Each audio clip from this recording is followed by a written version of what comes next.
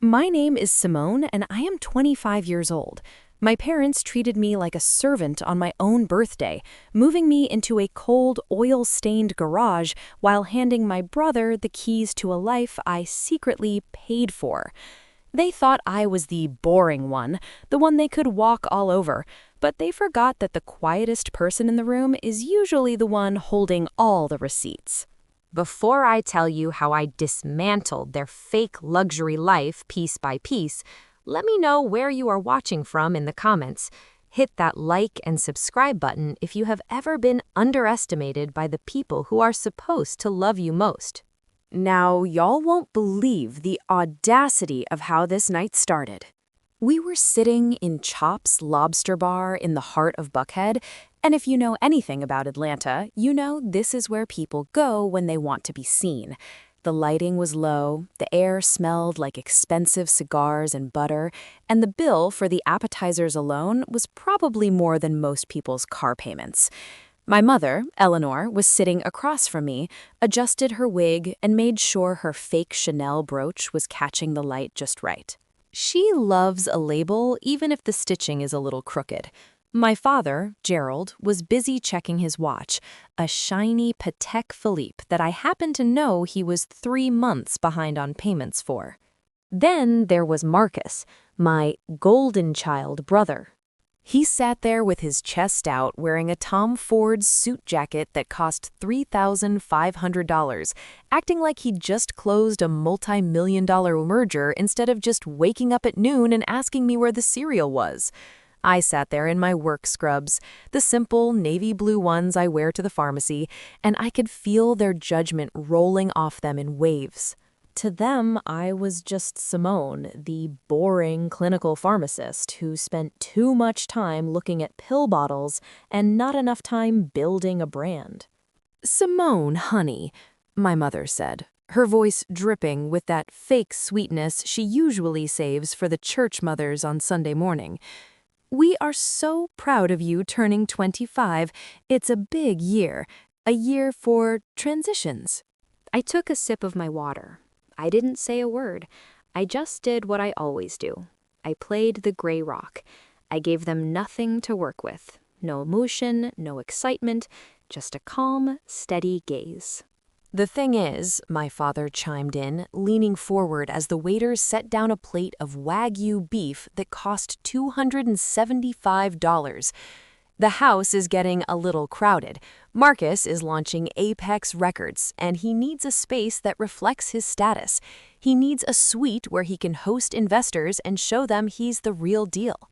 Marcus smirked, picking up his glass of $300 Cristal. "It's about the vibe, sis. You wouldn't understand.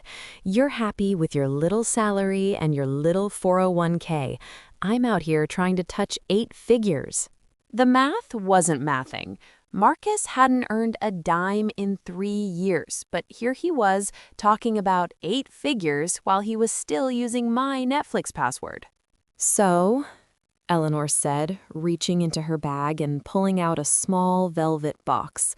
For a split second, a normal daughter might have thought it was a piece of jewelry, maybe a nice pair of earrings for my birthday. No, she slid the box across the table. I opened it. Inside wasn't gold. It was a single silver key. "What's this?" I asked. My voice as flat as a week-old soda. "That," Gerald said, "is the key to your new studio. We've decided that Marcus is moving into the master suite tonight. It's got the space he needs for his office and his wardrobe. And since you're so self-sufficient, we've converted the garage into a private apartment for you. It's got its own entrance. You'll have all the privacy you want." I looked at the key, then I looked at them. They were dead serious. They were telling me that on my 25th birthday, I was being evicted from my own bedroom, the one I'd been in since we moved to Buckhead, so that my deadbeat brother could have a master suite for a record label that didn't even have a business license. "The garage?" I repeated. "It's not just a garage, Simone," Marcus laughed, and I could see the grease from the steak on his chin. "It's a creative loft, Besides, you're never home anyway. You're always at that pharmacy. You don't need all that square footage. I've already moved your boxes down there. Didn't want you to have to strain yourself on your birthday. He'd already moved my things. The disrespect was so loud it was ringing in my ears. I thought about the Sunday dinners we used to have at Big Mama's house, back before my parents got a taste of the Buckhead life and started acting like they were the Carters. Big Mama would have turned over in her grave if she saw how they were treating family. But I didn't scream. I didn't cry. I didn't even raise my voice. I just felt the weight of the secret I'd been carrying for 3 years. See, my parents thought they owned that house. They thought that when Big Papa Silas passed away, everything went to them. They'd been living large on the family trust, spending $100,000 here and $50,000 there, acting like the money would never run out. They didn't know that I was the one who had been quietly topping off the maintenance accounts. They didn't know that I was the one who had been paying the property taxes when they forgot. And most importantly, they didn't know about the codicil. I see, I said, sliding the garage key into my pocket. So Marcus gets the master, and I get the concrete floor. Don't be dramatic, Eleanor snapped, her church mother mask finally slipping. You should be grateful we're letting you stay at all. You're 25. Most parents would have kicked you out years ago. We're being generous. Generous, I whispered. Exactly, Gerald said, waving the waiter over to order another round of drinks that he'd eventually put on a credit card with a 24% interest rate. Now let's celebrate. To Marcus and Apex Records. They all clinked their glasses together. They were so busy celebrating their win that they didn't notice I wasn't drinking. They didn't notice that I was looking at them with the same clinical detachment I use when I'm checking a prescription for errors. I watched Marcus brag about the $750,000 investment he was expecting, and I watched my mother plan the master suite renovation that would probably cost another $50,000 of money they didn't have. They thought they had just put me in my place. They thought they had finally pushed the boring daughter out of the way so the stars could shine. I waited until the check came. Gerald reached for it, but his face went a little pale when he saw the total, $642.88. I saw him sweat. I saw him fumble with his wallet, trying to find a card that wasn't maxed out. Here, I said, pulling out my own card. It was a simple black card, no logos, no flash. It's my birthday. I'll take care of it. Oh, Simone, how sweet, Eleanor said, not even embarrassed that her daughter was paying for her own birthday dinner. I paid the bill, left a $120 tip for the waiter because I know what it's like to actually work for a living, and stood up.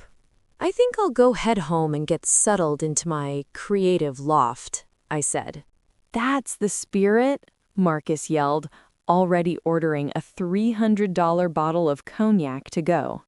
I walked out of that restaurant and into the cool Atlanta night. I walked past my father's Mercedes, the one with the past due notice tucked under the passenger seat, and got into my modest 5-year-old SUV. I sat in the dark for a moment, my hands on the steering wheel. My heart wasn't racing.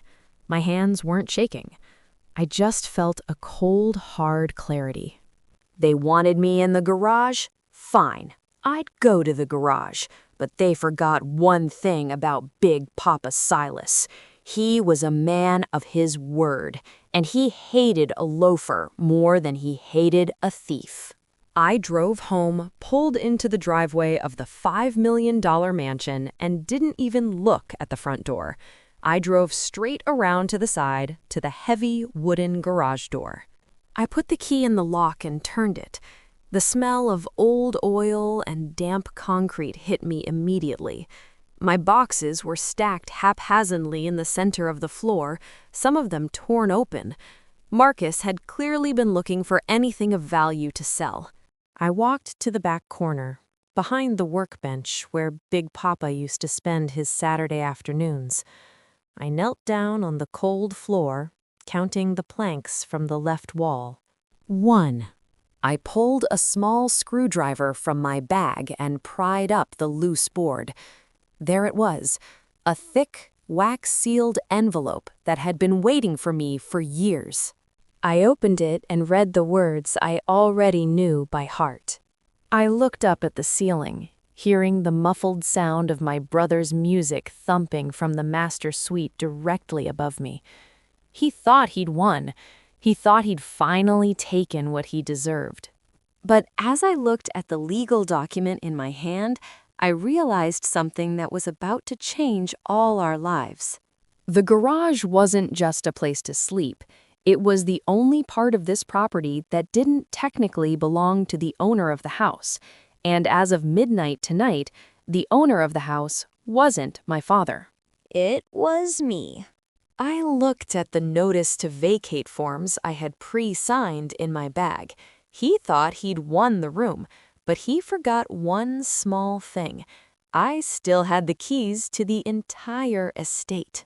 Y'all, I sat on that oil-stained concrete floor for a long time, just staring at the wax seal on Big Papa Silas's envelope.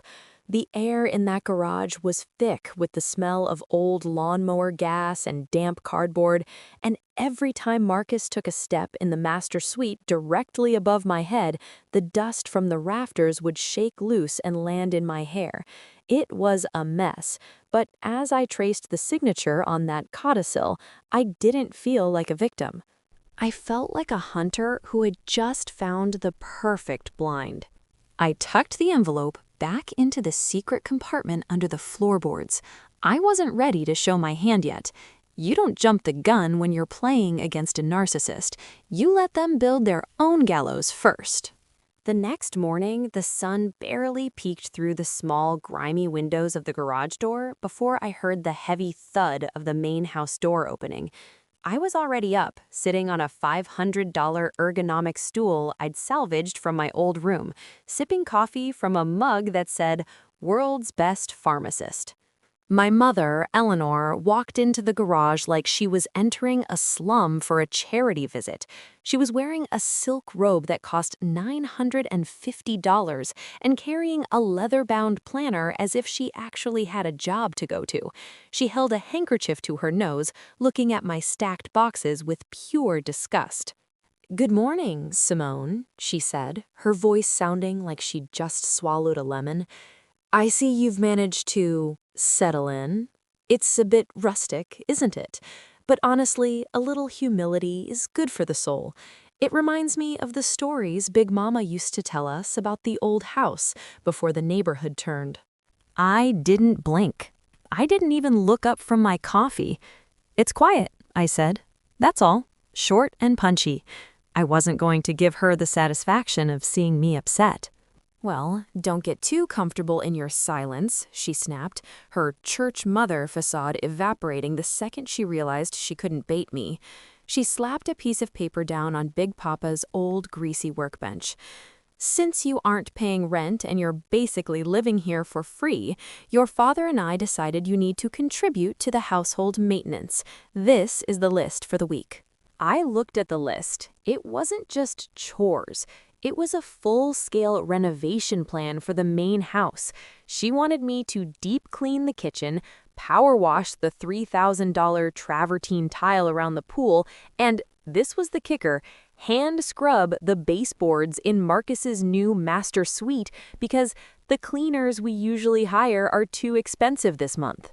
The math wasn't mathing, y'all.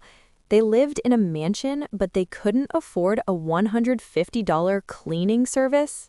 "I have 40 hours of shifts at the hospital this week, Mom," I said calmly, "and I'm picking up an extra 10-hour shift on Saturday." "And?" Eleanor crossed her arms, the light catching the 2-carat diamond on her finger, a ring that cost $15,000 and was currently the reason their water bill was 3 weeks past due. You have plenty of time in the evenings. Marcus is very busy with the Apex Records launch. He can't be distracted by house maintenance.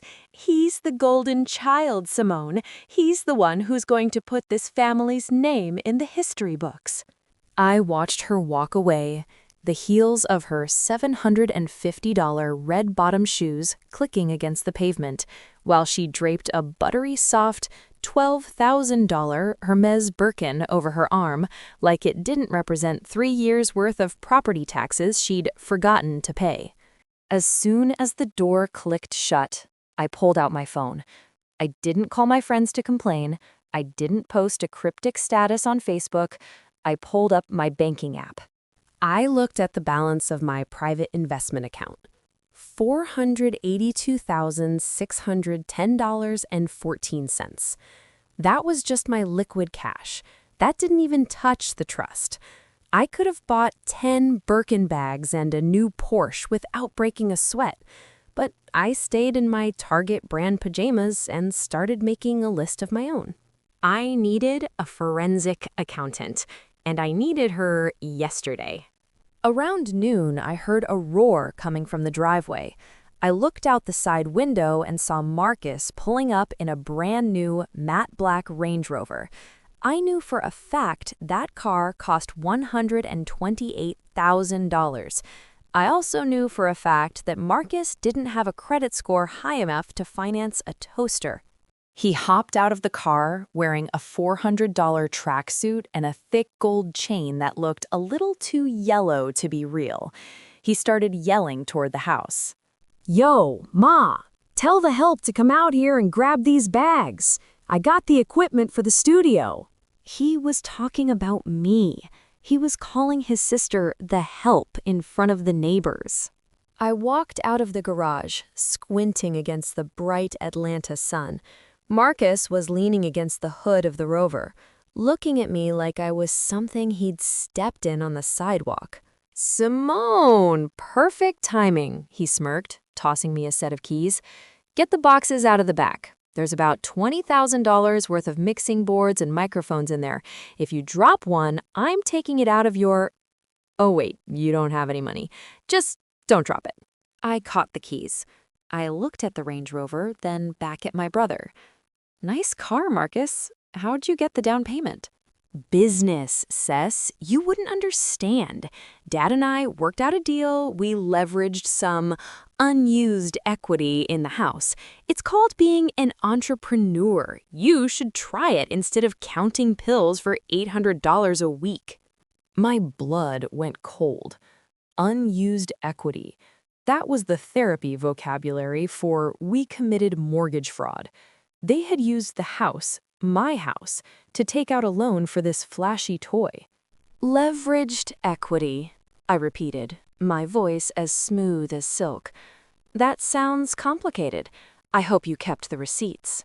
"Always," he laughed, heading toward the front door. "Now get to work, garage girl. I got a meeting with a major artist at the Four Seasons tonight. Dinner is going to cost me at least $1,200, so I need to look the part." I waited until he disappeared inside. Then I did something I haven't done since I was a kid. I walked over to the back of that Range Rover and opened the trunk. But I didn't grab the boxes. I pulled out my phone and took a clear, high-resolution photo of the VIN number on the dashboard and the temporary tag in the window. Now, y'all, I know what you're thinking. "Simone, why didn't you just scream? Why didn't you show him the will right then?" Because if you catch a thief while he's still in the house, he'll just drop the jewelry and run. But if you let him get all the way to the pawn shop and sign his name on the ledger, that's how you make sure he never comes back. I spent the next 3 hours cleaning the kitchen like Eleanor asked, but I wasn't just scrubbing grease. I was placing 3 tiny $400 high-definition smart cameras in the molding of the cabinets, one pointed at the dining table, one pointed at the liquor cabinet, and the last one pointed directly at the desk in my father's office, where he kept the family records. By the time Sunday dinner rolled around, I was exhausted, covered in actual dust, and smelling like lemon-scented bleach. I sat at the far end of the table while Eleanor served a roast that probably cost $85, acting like we were the picture of a happy, successful Buckhead family. "Gerald," Eleanor said, dabbing her mouth with a linen napkin, "did you speak to the contractor about the master suite? I want the Carrara marble. The contractor said it would be an additional $35,000, but I think it's worth it for the resale value." My father didn't even look up from his plate. "Already handled, Elle. We've got the funds. Simone's little contribution to the house maintenance is saving us a ton on labor anyway." They laughed. They actually laughed at me while I sat there eating the food I had spent 4 hours preparing. "To the future," Gerald said, raising a glass of $200 Napa Valley Cabernet. "To the future," Marcus echoed. I raised my glass of tap water. I looked at my father, then at my mother, then at my brother. I thought about the $300 I had just spent on a private investigator to look into that leveraged equity. "Yes," I said, a small, dangerous smile playing on my lips. "To the future. I have a feeling it's going to be full of surprises." I went back to the garage that night and lay down on my twin-size mattress on the floor. The concrete was cold, and the garage door rattled every time the wind blew. But as I closed my eyes, I wasn't thinking about the grease or the grudges. I was thinking about the fact that I'd just received a text from my attorney.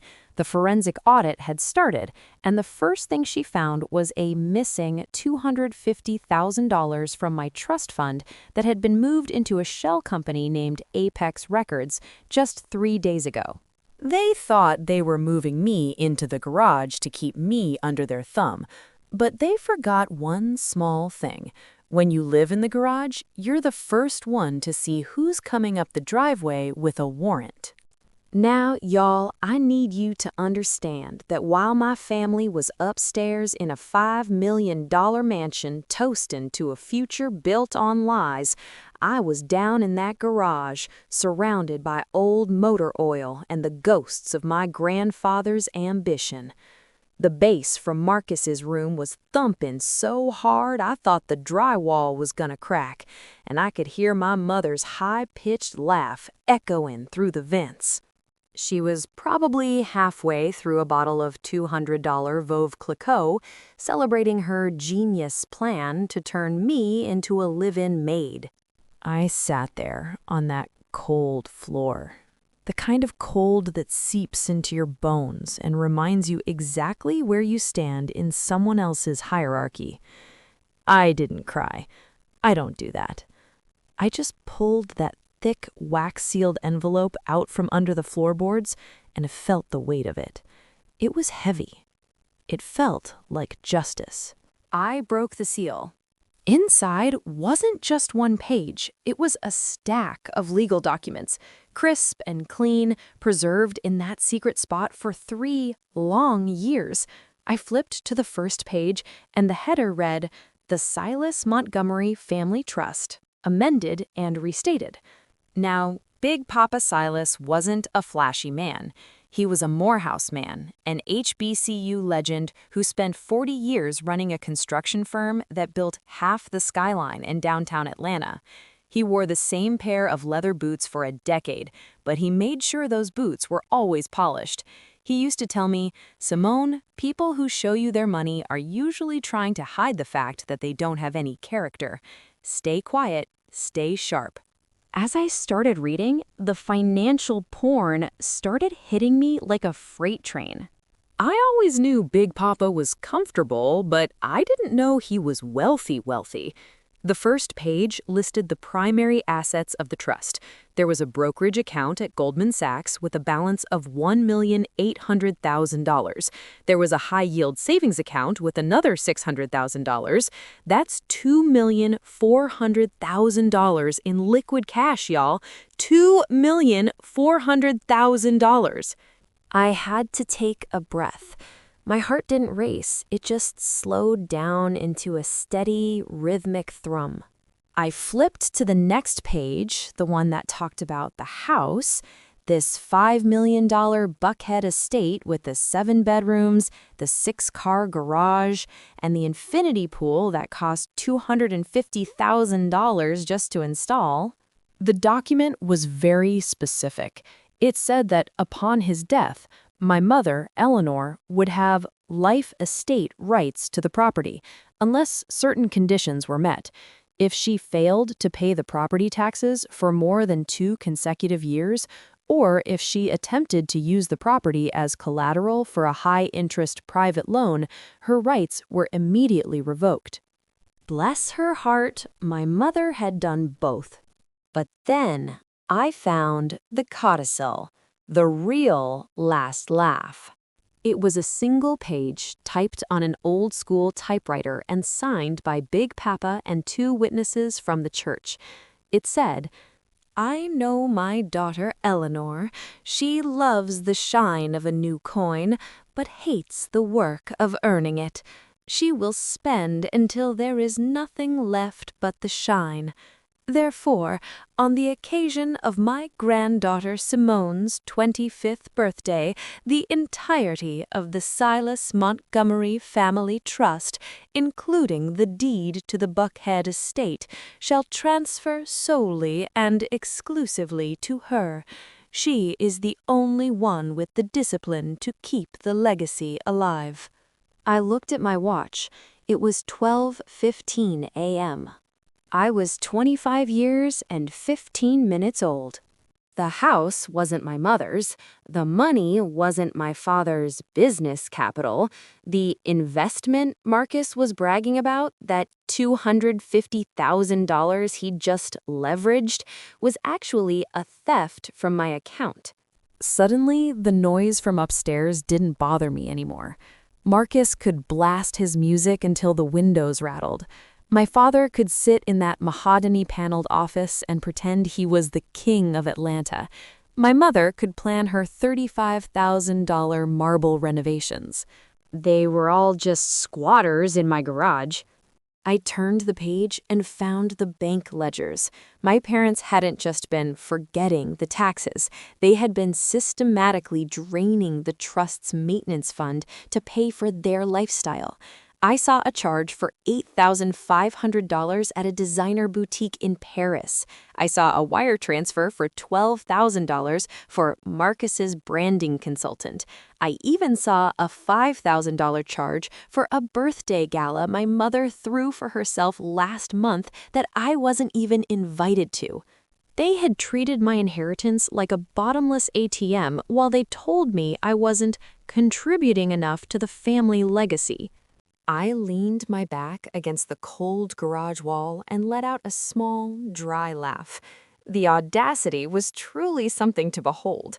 They had moved me into the garage to teach me humility, not realizing they had literally handed me the keys to the kingdom. If they had just been kind, if they had just treated me like a daughter instead of a nuisance, I probably would have shared it all with them. I would have paid off Gerald's debts. I would have bought Eleanor the real Chanel instead of the knockoffs she bought on the secondary market for $3,000.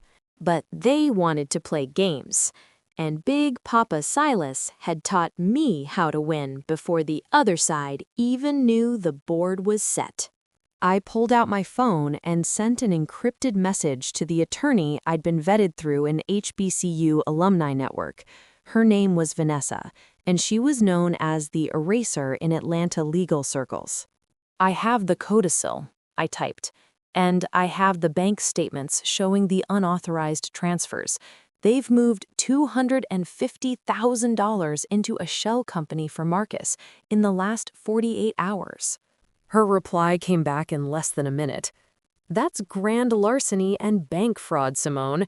If we move now, we can have their accounts frozen by Monday morning.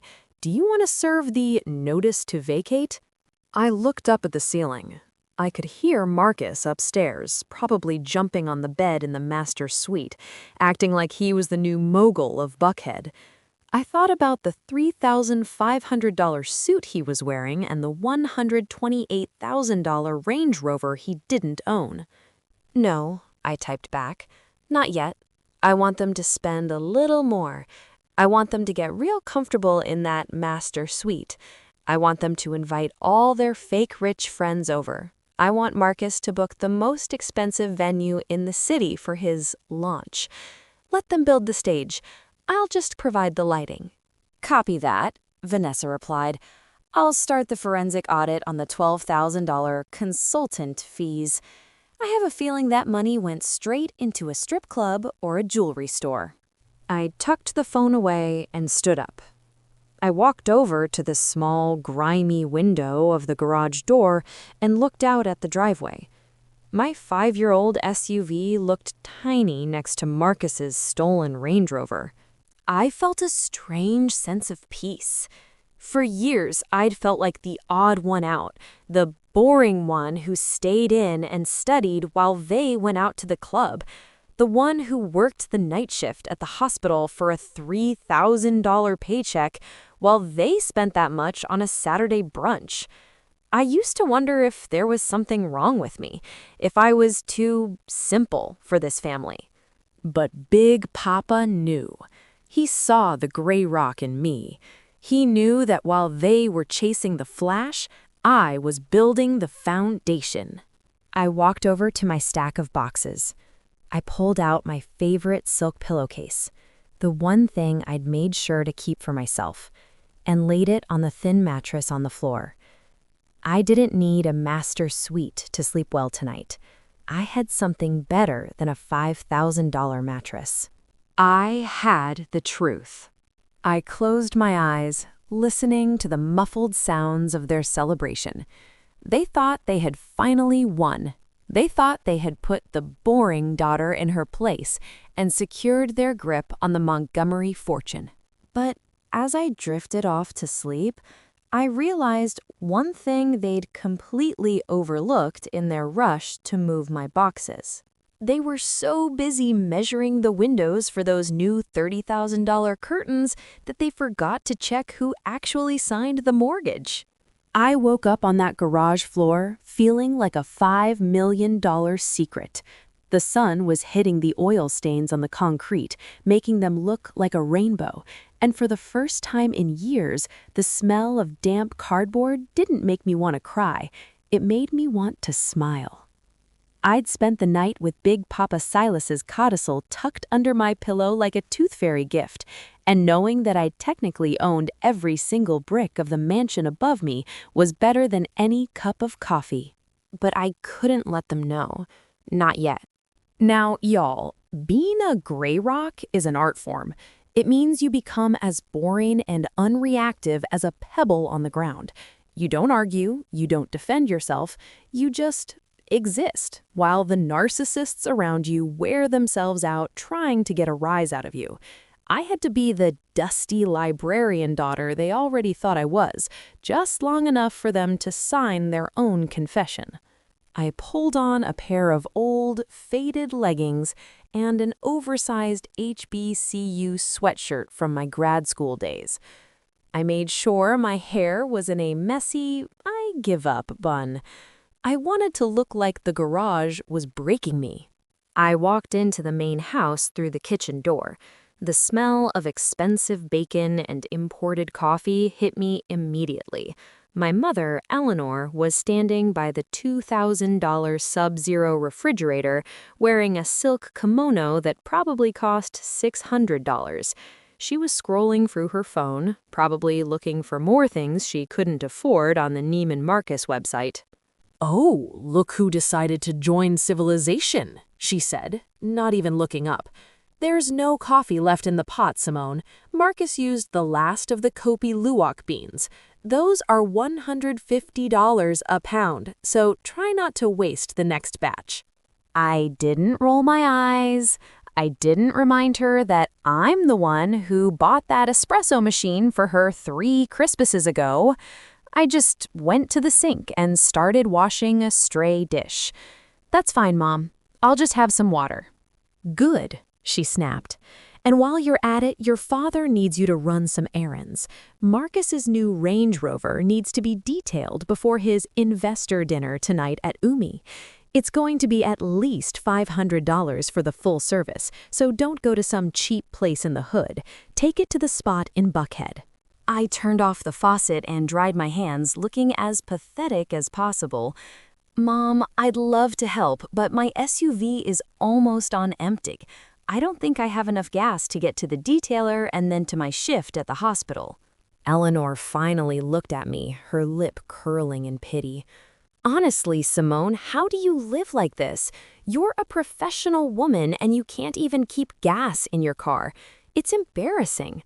She reached into her Dior handbag, the one I knew was bought with a $3,000 withdrawal from my maintenance fund, and pulled out a crisp $50 bill. She flicked it onto the marble counter like she was throwing a bone to a stray dog. "Take it," she sighed. "Bless your heart, you really are struggling. I don't know where we went wrong with you. Marcus is out here changing the world, and you're begging for gas money." I picked up the $50. "Thank you, Mom. I really appreciate it. I don't know what I'd do without you and Dad." Inside, I was howling. I was holding a $50 bill that she'd technically stolen from me while she lectured me about being broke. The audacity was reaching levels I didn't think were humanly possible. I walked out to the driveway where Marcus was currently leaning against his matte black Range Rover, talking loudly on his phone. He was wearing a pair of $800 designer sneakers and a watch that looked like it was encrusted with at least $5,000 worth of low-grade diamonds. "Yeah, man, the Apex Records launch is gonna be legendary," Marcus bragged into his AirPods. "I'm looking at a $250,000 marketing budget just for the first quarter. We're going global. My sister? Oh, she's just the help. She's taken the whip to get cleaned right now." He tossed me the keys without looking. I caught them. "Don't scratch it, garage girl," he smirked, ending his call. "And make sure they use the $300 ceramic coating. I can't have my brand looking dusty." "I'll be careful, Marcus," I said quietly, keeping my head down. I got into that $128,000 vehicle and felt the leather seats. It smelled like new money and fraud, but I wasn't going to the detailer. Not yet. I drove straight to an office building in the heart of Buckhead, a sleek glass tower where the lobby smelled like sandalwood and success. I parked the Range Rover in the back of the lot and took the elevator to the 22nd floor. The gold lettering on the door read, "V. Richards and Associates, Forensic Accounting and Estate Law." Vanessa was waiting for me. She was a powerhouse sister with a sharp bob and a suit that cost at least $4,000. She didn't do brunch and she didn't do favors. She did results. "Simone," she said, sliding a thick folder across her mahogany desk, "you were right. The math isn't mathing at all. I ran the preliminary audit on the Silas Montgomery Family Trust." I sat down, still in my broke leggings. "How bad is it?" Vanessa leaned back. "In the last 6 months, your parents have authorized maintenance withdrawals totaling $340,000. None of that went to the house. I tracked a wire for $75,000 to a luxury car dealership. That's Marcus's Range Rover. I found another $12,000 spent at various high-end boutiques. And here's the kicker." She pointed to a line on the ledger. $250,000 was moved 48 hours ago into an account for Apex Records LLC. The authorized signature on the transfer was a forgery of yours, Simone. They didn't even try to hide it. They just signed your name and hoped you wouldn't check the portal. I looked at the number. $250,000. My parents had literally stolen $250,000 from me to fund my brother's delusions of grandeur. "They think because I'm the quiet one, I'm not paying attention," I said, my voice cold and steady. They think I'm just a pharmacist who doesn't understand high finance. Well, they're about to find out that pharmacists are very good at measuring out exactly what people need, Vanessa said with a shark-like grin. I've already alerted the bank's fraud department to flag any further withdrawals. As of this morning, their access is view only. They can see the money, but they can't touch it. Good, I said. Keep it that way. What about the house? I have the notice to vacate drafted, Vanessa replied. But per your instructions, we're holding it. If we serve them now, they'll just claim it was a misunderstanding. We need them to commit a public act of ownership. We need them to stand in front of the world and claim your assets as theirs. The Apex Records launch, I whispered. It's in 2 weeks. Marcus is planning a gala at the St. Regis. He's already told the caterers he's spending $100,000 on the food and decor. Then let him plan it, Vanessa said. Let him sign the contracts. Let him put his name on the line for every single dollar. I left Vanessa's office feeling like a ghost. I drove the Range Rover to the detailer, used Marcus's business card, which was actually a debit card linked to my trust account, to pay for the $500 service, and then drove back to the mansion. When I pulled into the driveway, my father, Gerald, was standing on the lawn talking to a landscaper. He was pointing at the bushes, demanding $10,000 worth of exotic palms to be planted by Friday. "Simone!" he shouted as I got out of the car. "Did you get the car done?" "Yes, Dad, it's spotless." "Good. Now go inside and help your mother. She's stressed about the guest list for the gala. And Simone, try to find something decent to wear for the event. Maybe your mother has an old dress in the back of her closet you can borrow. We can't have you looking like that in front of the investors." I looked at my father. I looked at the house.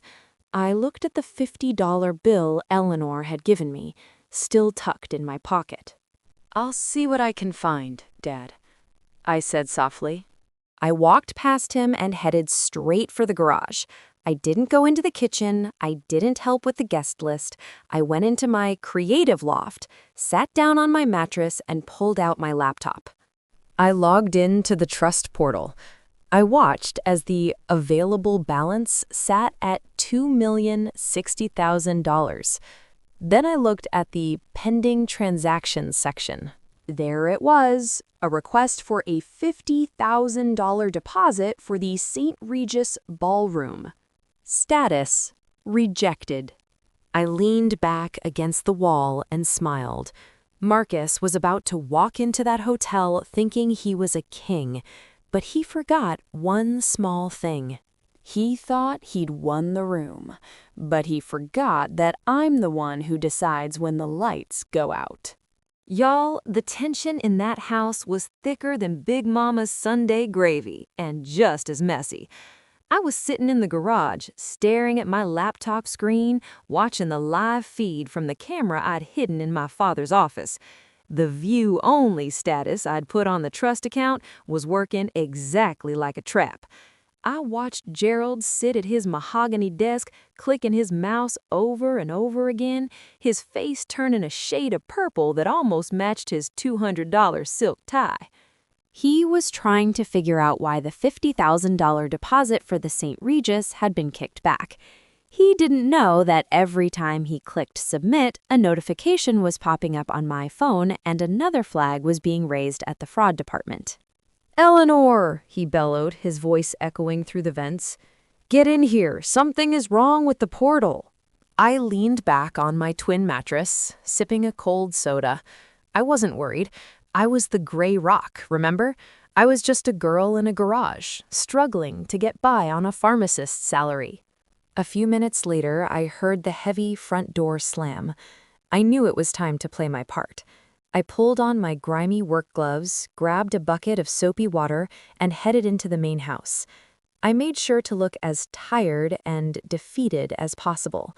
When I walked into the kitchen, Marcus was leaning against the island, looking at his reflection in the polished granite while he chewed on a toothpick.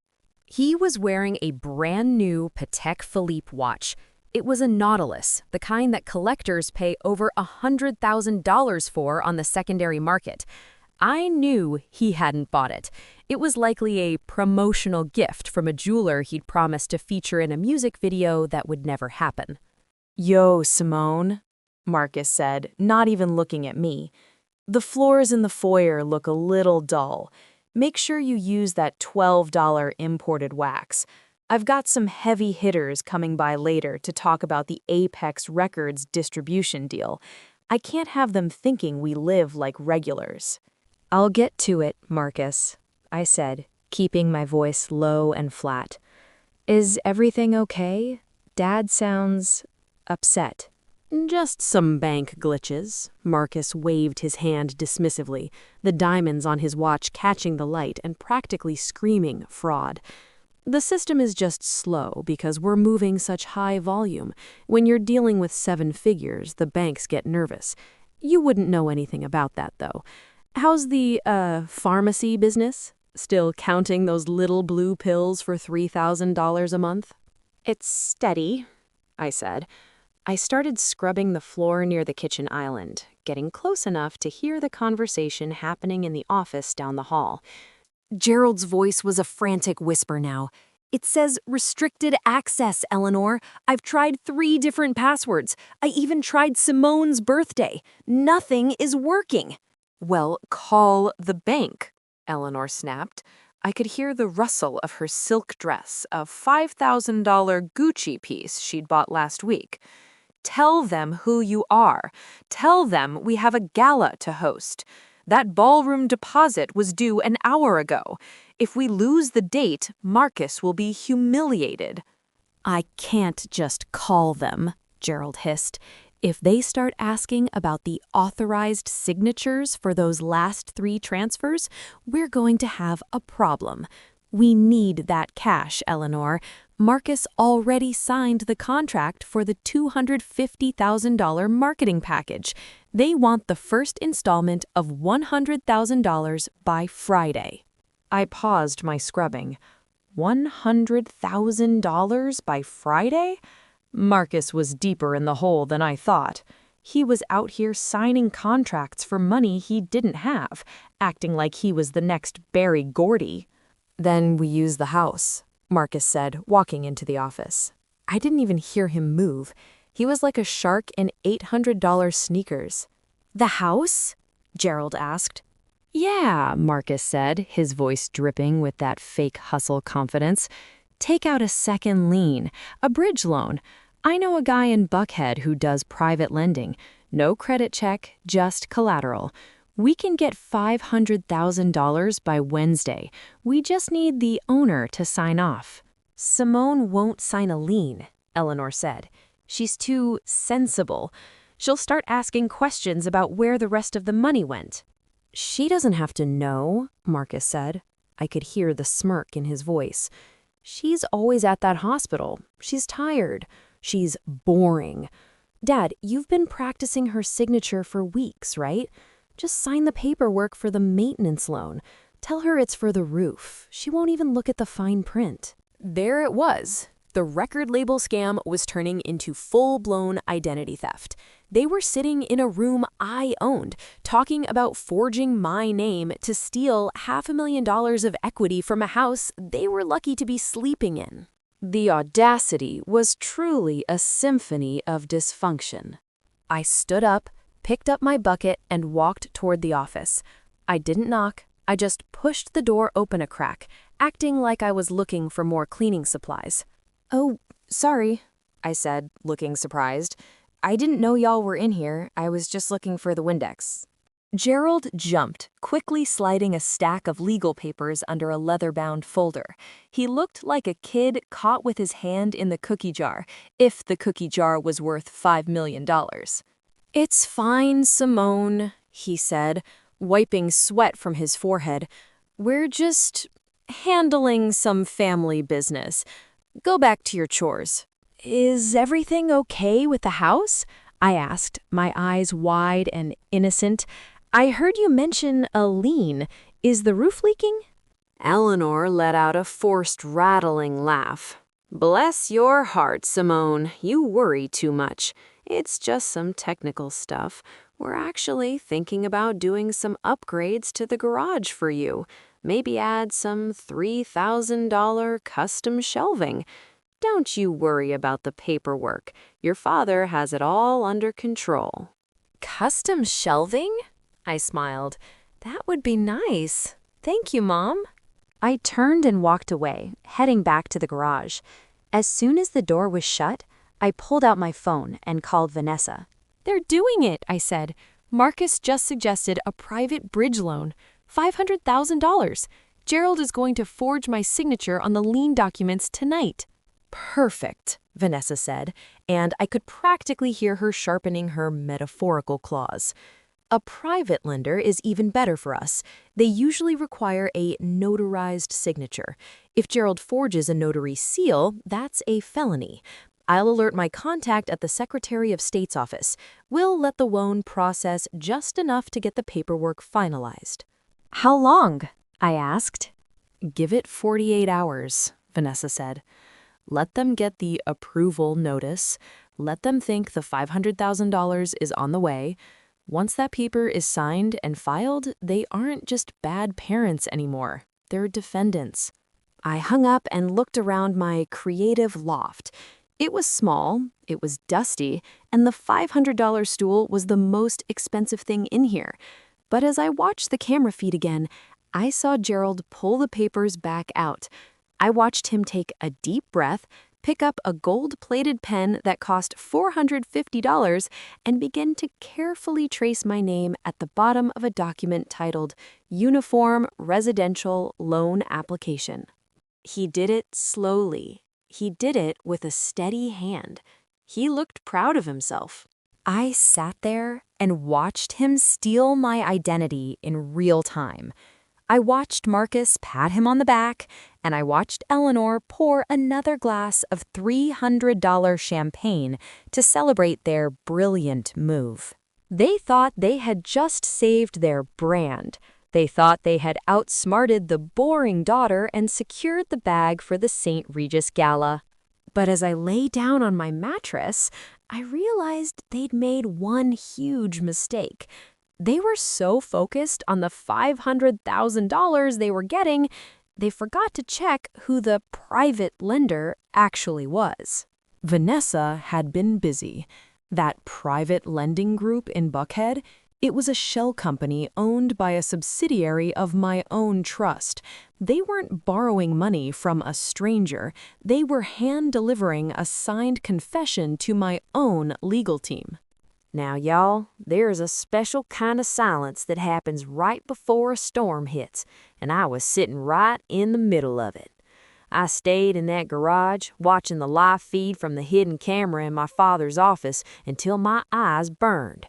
I watched Gerald fold those forged loan documents with a shaking hand and tuck 'em into a leather briefcase that cost $850, a briefcase he'd bought to look like a player, but was now using to carry a felony. The next morning, the house was vibrating with a different kind of energy. It wasn't the frantic, the bank is calling panic from the day before. It was that loud, arrogant, we just hit the lottery vibe. I walked into the kitchen and the smell of expensive truffle oil was so strong it made my nose itch. Marcus was sitting at the breakfast bar, scrolling through a website for custom stage lighting. He didn't even look up when I walked in, but he was humming a song under his breath. He was wearing a new pair of designer shades, $350 Versace frames indoors, like he was suddenly too famous for the kitchen lights. "Morning, garage girl," Marcus said, his voice dripping with that fake rich confidence. "Hope you slept well on that concrete. You look a little dusty." "I'm fine, Marcus," I said, playing my role to perfection. I went to the cabinet and pulled out a box of generic cereal. I made sure to look like I was down to my last $5. Did the bank glitch get fixed? I heard Dad sounding a lot happier this morning. Marcus let out a sharp, jagged laugh. Fixed? Sis, we didn't just fix it, we leveled up. Let's just say Apex Records is officially liquid. We just got word that our private investment cleared. $500,000 is hitting the business account as we speak. $500,000. My skin crawled. That was the bridge loan he thought he'd swindled from a stranger. He didn't know that money was technically coming from a lending group that Vanessa had set up using my own trust assets. He was literally borrowing my money to pay for a gala to celebrate stealing my house. The math wasn't mathing for him, but it was adding up perfectly for me. That's a lot of money, Marcus, I said, keeping my eyes on my cereal bowl. I hope the interest rate isn't too high. Interest? Marcus scoffed, waving a hand at me like I was a fly he was trying to swat. When you're a mogul, you don't worry about interest. You worry about impact. I just signed the contract for a $100,000 super viral marketing package. We're going to have billboards from Buckhead to Bankhead. You'll be seeing my face every time you drive that little bucket of yours to the pharmacy. I'm sure you will, I whispered. Just then, my mother, Eleanor, floated into the room. She was wearing a brand new two-piece Chanel suit that I knew for a fact cost $7,800. She had a shopping bag in her hand from a high-end boutique in Phipps Plaza, and she looked like she'd spent the morning getting a $300 facial. Simone, dear, she said, her voice sounding like honey poured over a razor blade. We're having a little celebration brunch at the house on Sunday. Just a few of the high-stakes donors for Marcus's label and some of the ladies from the church board. I'll need you to be here to help the caterers, and for heaven's sake, try to find a dress that doesn't have a pharmacy logo on it. I'll be here, Mom, I said, but I might need a little help with the grocery list. I spent my last $50 on the gas you asked for. Eleanor sighed, reaching into her bag and pulling out a crisp $100 bill. She flicked it toward me without a second thought. Here, buy yourself something nice for lunch, too. You look like you haven't eaten a real meal in weeks. It's a shame, really. A woman with your education living like a pauper. I took the $100. Inside, I was laughing. She was gifting me my own money while calling me a pauper. The audacity was truly a gift that kept on giving. I waited until they left for the afternoon, Marcus to meet his marketing team, and Eleanor to get her nails done for another $200. Gerald was at the club, which I knew was code for hiding from the reality of his bank statements. As soon as the driveway was clear, I went to work. I wasn't just a gray rock today. I was a forensic investigator. I went straight to the office and sat in my father's chair. I pulled out my laptop and synced it to the hidden cameras. I watched the footage of him practicing my signature. He'd filled an entire $5 legal pad with Simone Montgomery over and over again until he got the S just right. He'd left the pad in the trash can. I didn't just take a picture of it. I took the whole pad. That was Exhibit A. Then I started looking for the physical paper trail. Gerald was arrogant, but he was also lazy. He kept a private file in the back of a mahogany cabinet that cost $4,000. I jiggled the lock with a paperclip, a trick I'd learned from a girl at my HBCU who grew up in a rougher part of town than I did. The drawer popped open. Inside was the motherlode. I found the original loan application for the $500,000 bridge loan. I found the forged notary seal that he'd clearly bought online for $50. But then I found something that made my heart actually stop for a second. It was a small, velvet-lined box tucked behind the files. I opened it. It was empty. But the imprint in the velvet was unmistakable. It was Big Mama's Sunday dinner brooch, the one encrusted with 12 carats of antique diamonds and pearls. It was worth at least $40,000. Next to it was an empty slot for her gold and emerald tennis bracelet, which was easily another $25,000. I looked down at the bottom of the drawer and found a receipt from a high-end pawn shop in Midtown. Payment issued, $20,000. Items, assorted gold and diamond jewelry. They had sold Big Mama's legacy for $20,000, cents on the dollar, just to fund their master suite lifestyle and Marcus's fake rich wardrobe. They didn't just steal my money, they stole the only things Big Mama had left to me. I felt a heat rise in my chest that I hadn't felt this whole time. The gray rock was starting to turn into a volcano. I took high-resolution photos of the pawn receipt and the empty boxes. I took photos of the forged loan documents. I took a photo of the $500 maintenance bill they'd forged my name on to pay for Marcus's Range Rover insurance. I sent everything to Vanessa. They liquidated Big Mama's jewelry, I typed, my thumbs shaking slightly. The pawn receipt is dated yesterday, $20,000. Vanessa's reply was instant.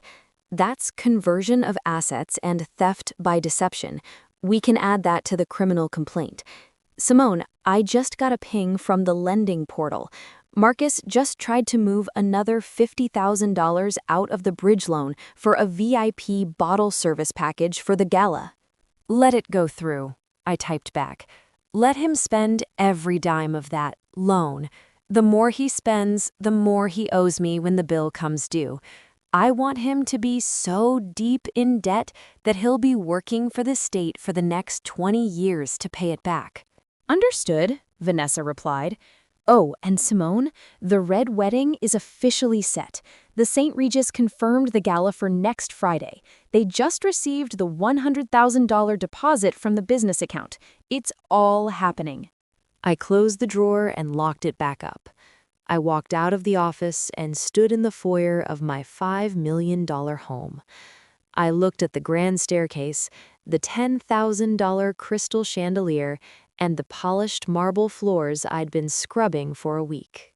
I realized then that this wasn't about the house anymore. It wasn't about the money. It was about the fact that they thought I was so small, so boring, and so basement tier that I wouldn't notice them tearing Big Mama's legacy apart for a few nights of bottle service and fake rich applause. I went back to the garage and sat on my mattress. I looked at the $100 bill Eleanor had given me. I took a lighter out of my bag, the one I keep for Big Papa's old cigars, and I watched the corner of that bill catch fire. I watched it burn until it was nothing but ash and the concrete floor. I didn't need their charity. I didn't need their $50 gas money. I pulled out my phone and checked the St. Regis guest list one more time. I saw the names of all the high-stakes donors, the influencers, and the church mothers they'd invited to witness Marcus's big moment. I added one more name to the VIP list, V. Richards, Esquire. I leaned back against the garage wall and smiled.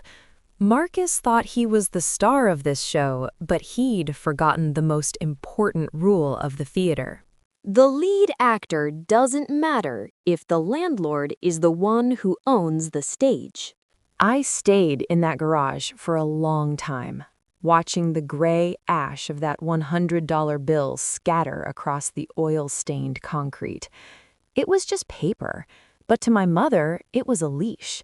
She thought she could snap her fingers, toss me a few crumbs of my own money, and I'd fall right back into line as the boring daughter who exists only to serve the stars. She didn't realize that while she was busy playing Queen of Buckhead, I was building a guillotine out of bank statements and property deeds. The next morning, the house felt like a powder keg with a short fuse. I walked into the kitchen to find a man I'd never seen before, a tall, fast-talking guy in a $3,000 suit measuring the walls of the foyer. Marcus was standing next to him, holding a $5 latte and pointing at the ceiling with his free hand. "I want the LED screens here, here, and here," Marcus directed, his voice booming as if you were already on a stage at the Grammys. "When the guests walk in for the Apex Records launch, I want them to feel like they're entering the future. I'm thinking a $20,000 light show synchronized to my lead artist's track. Can we do that?" The contractor nodded, scribbling on a tablet that probably cost $900. "For $20,000, I can make this place look like a nightclub in Vegas, Mr. Montgomery." Marcus smirked, catching my eye as I reached for a glass of water. "Oh hey, garage girl. Try not to trip over the cables. We're doing big boy business today. If you need a snack, there's some leftover crust from the $800 catering tasting in the fridge. Don't touch the caviar, though. That's for people who actually have a palate." I didn't answer. I didn't even give him a dirty look. I just took my water and walked back to the garage. I had a meeting with the shark and I couldn't be late. I drove to a small, unassuming coffee shop on the edge of the city, the kind of place where the $5 lattes were actually good and the people didn't care about what brand of shoes you were wearing. Vanessa was already there, sitting in a corner booth. She looked like $4,000 in a charcoal power suit, her eyes sharp behind her designer frames. She had a thick, leather-bound folder in front of her, and she didn't look happy. "Simone," she said, her voice like a velvet hammer, "sit down. We have a lot to cover, and most of it is going to make you want to scream." "I'm past screaming, Vanessa," I said, sliding into the booth. "Just tell me what the forensic audit found." Vanessa opened the folder. "Let's start with the $500,000 bridge loan. Your father didn't just forge your signature on the application. He went to a mobile notary, a guy who's already under investigation for fraud, and paid him $2,000 to stamp the documents without you being present. That's a felony. And because the lender is technically a subsidiary of your own trust, we have the original paper trail." She flipped a page. The numbers were written out in agonizing detail. In the last 48 hours, Marcus has authorized payments totaling $150,000 from that loan. $75,000 went to a VIP events group for the St. Regis Gala. $30,000 went to a custom jeweler for a signature Apex chain encrusted with low-grade diamonds. And $5,000 was spent at a high-end department store on wardrobe upgrades for your mother. I felt the coldness in my chest deepen. "What about Big Mama's jewelry?" Vanessa's expression softened for a split second. "I sent my investigator to the pawn shop in Midtown, the one from the receipt you found. They had the brooch and the bracelet. Your father sold them for $20,000, Simone. Items with a combined appraisal value of at least $65,000. He told the shop owner he was liquidating an estate for a family move." "Did you get them back?" I asked, my voice barely a whisper. Vanessa slid a small velvet bag across the table. I opened it and felt the cool weight of Big Mama's diamonds in my hand. My eyes stung, but I didn't let a tear fall. "I used $20,000 from your private account to buy them back," Vanessa said. "But don't worry, we're adding that amount to the damages section of the civil suit. Your father is going to pay back every cent, with interest." "What's the next step?" I asked, tucking the jewelry safely into my bag. "The technical trap," Vanessa said, leaning forward. "Marcus is planning to use a high-tech projection system for his big reveal at the gala. He's hired a $3,000 an hour AV team to handle the visuals. What he doesn't know is that the lead technician is a freelancer I've worked with on 3 different corporate fraud cases. He's already agreed to give us backdoor access to the server." I saw the plan coming together. So while Marcus thinks he's showing a music video, the audience is going to see the paper trail instead, Vanessa finished. The forged signatures, the pawn receipts, the bank statements showing the $500,000 theft, and the final slide? The notice to vacate signed by the actual owner of the house. It's perfect, I said. There's one more thing, Vanessa added. Per the law, you have to give them one last chance to rectify the situation before we move for an emergency injunction. It's a formality, but it makes us look like the reasonable party when we get to court. If they reject it, which they will, they lose any claim to good faith defense. I nodded. I'll do it tonight, after Sunday dinner.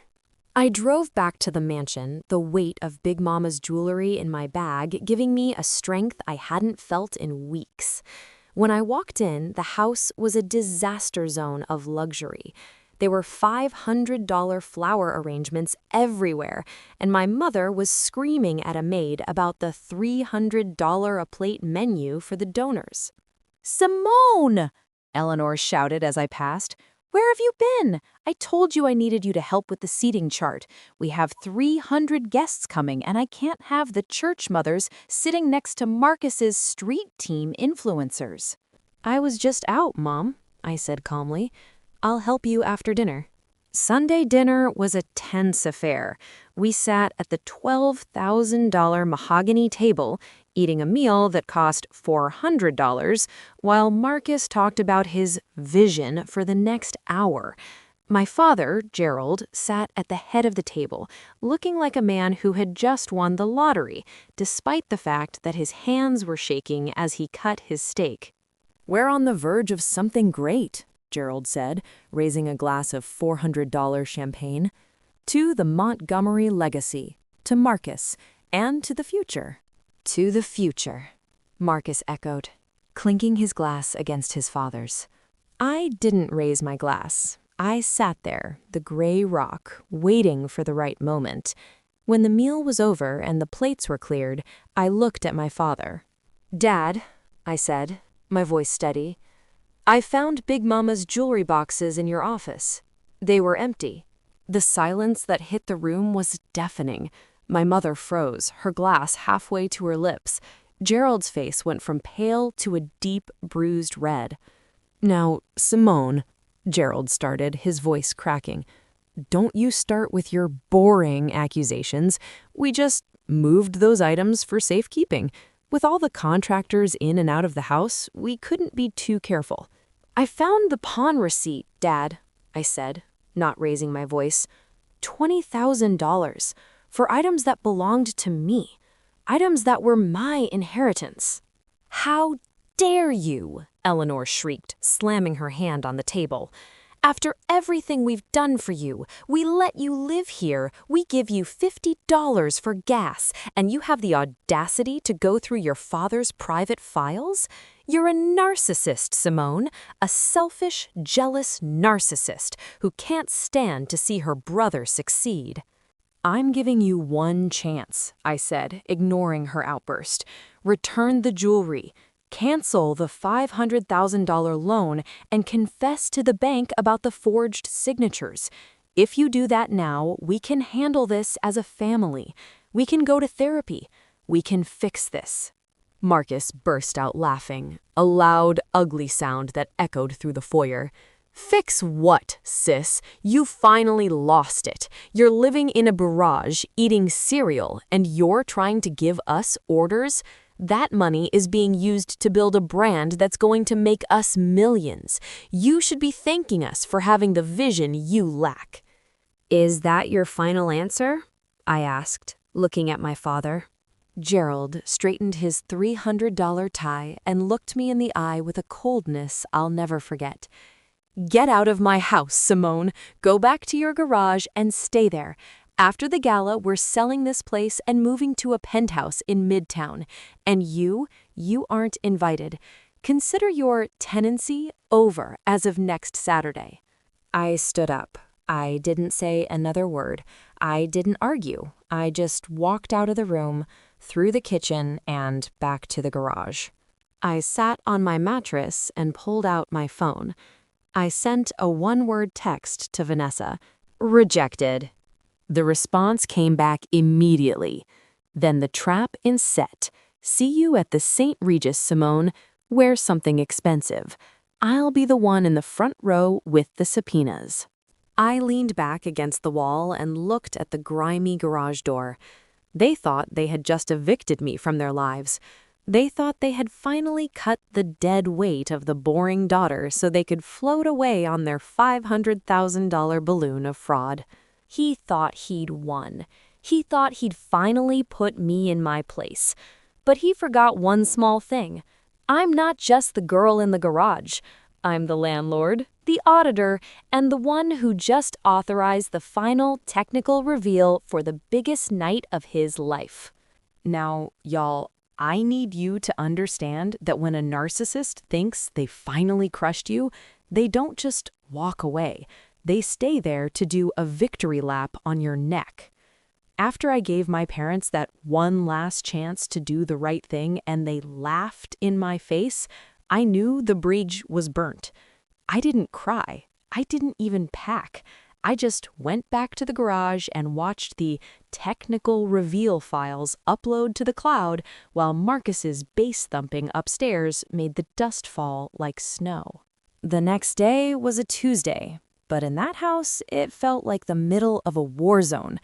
I was sitting in the garage trying to organize my clinical pharmacy notes on a $300 folding table when the side door swung open so hard it hit the wall. In walked Eleanor and Marcus. My mother was wearing a custom-tailored white suit that cost $2,800 and a pair of pearl earrings that I knew for a fact were bought with a check stolen from my emergency maintenance fund. She looked like she was ready for a photo shoot for Vogue, while I was sitting there in my faded HBCU hoodie and $5 slippers. Marcus was right behind her, holding a $500 drone like it was a toy, and wearing a brand new pair of $1,200 designer sneakers that still had the security tag tucked inside the tongue. "Simone," my mother said, her voice sharp enough to cut glass, "we've been talking, and honestly, your attitude at dinner the other night was the final straw. It's clear you don't appreciate the generosity we've shown you by letting you stay on this property." I didn't look up from my notes. I kept my voice flat. The gray rock was in full effect. "I'm just trying to work, Mom." "Well, you can work somewhere else," Marcus chimed in, tossing the drone onto my bed. "I just signed 3 influencers to the Apex Records street team. They're coming down from New York on Friday, and I need a space for them to shoot content and store the $5,000 worth of Apex merch I just ordered. This garage is the perfect aesthetic for the brand." I finally looked up. "You're kicking me out of the garage?" "We're transitioning you, Simone," Eleanor corrected, her eyes darting around the room with pure disdain. "We found a lovely studio apartment in a transitional neighborhood about 40 minutes away. It's only $900 a month. We'll even pay your first month's deposit as a parting gift. But we need you out by Thursday morning. The street team arrives at noon." The math wasn't mathing. They were gifting me $900 while they were currently sitting on $500,000 of my stolen equity. This was the ultimate gaslighting. They were trying to make me feel like I was the burden, all while they were using my money to fund Marcus's influencer fantasies. "Thursday is the day before the gala," I said quietly. "Exactly," Marcus smirked. "I can't have you lingering around looking like a dusty librarian while the high rollers are pulling up to the house. It's about the vibe, sis, and right now your vibe is broke and bitter. It's bad for business." I saw Eleanor nod in agreement. She didn't even look me in the eye. She was too busy looking at the grimy windows, probably imagining where she'd hang some $10,000 custom neon signs for Marcus's brand. "Okay," I said. No argument, no begging. Okay, Eleanor repeated, looking almost disappointed that I wasn't putting up a fight. I'll be out by Thursday morning, I said. I'll take my boxes to the new place. I wouldn't want to get in the way of the street team. Marcus laughed and slapped the wall. See, Ma, I told you she'd cave. She knows she doesn't have a leg to stand on. They walked out, leaving the smell of Eleanor's $500 perfume lingering in the damp air. As soon as the door clicked shut, I pulled out my phone and called Vanessa. They're moving me out on Thursday, I said. Marcus wants the garage for his street team and $5,000 in merch.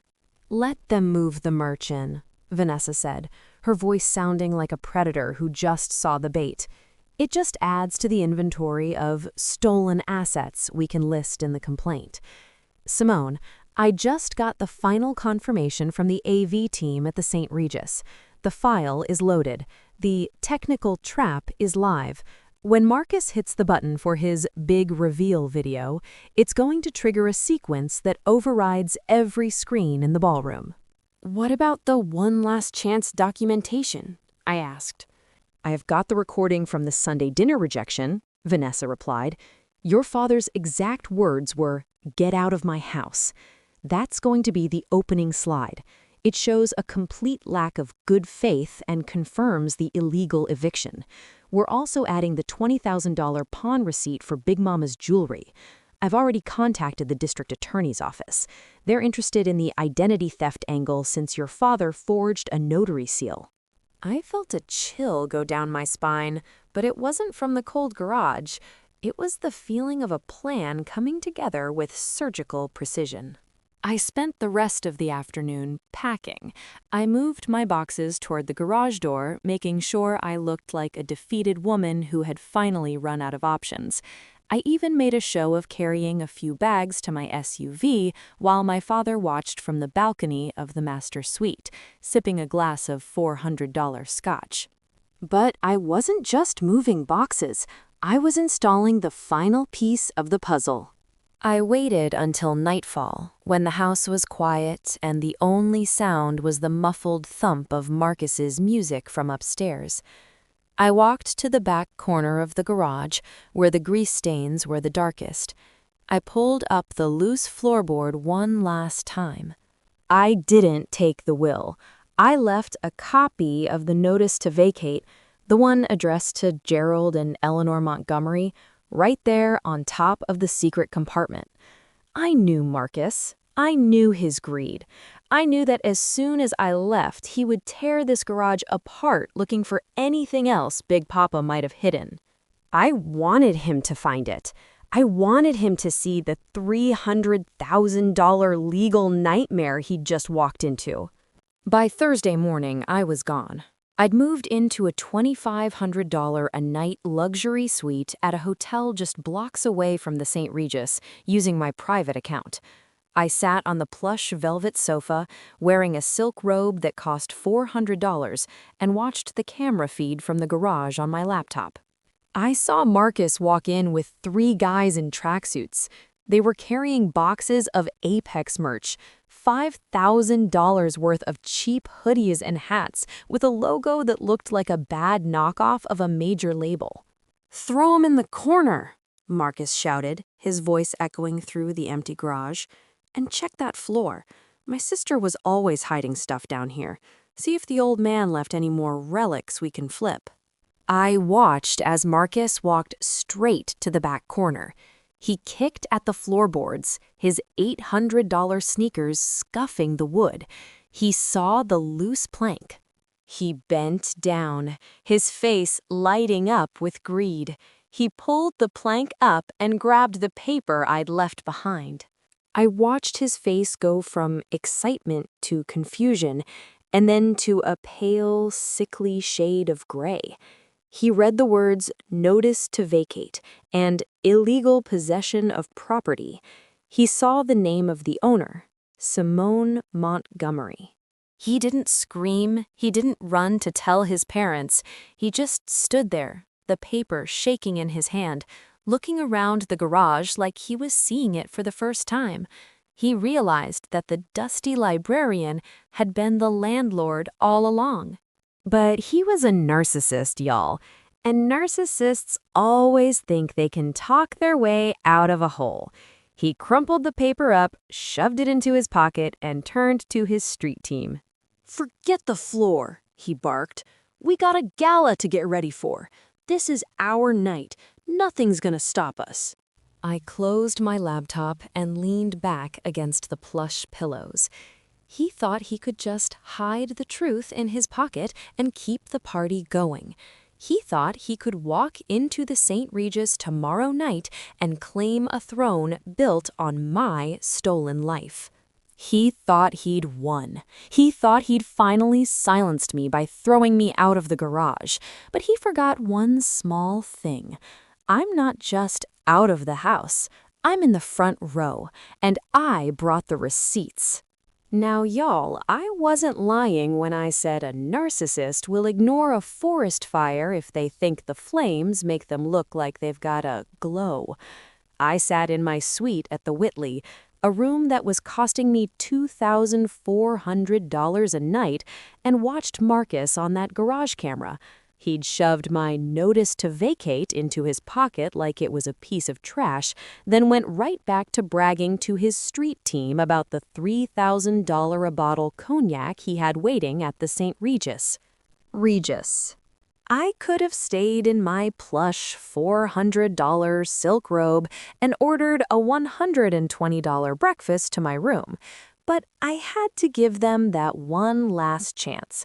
It's for the court records, y'all. You have to show the judge you tried to be the bigger person before you burn the whole house down. I drove back to the mansion on Thursday evening.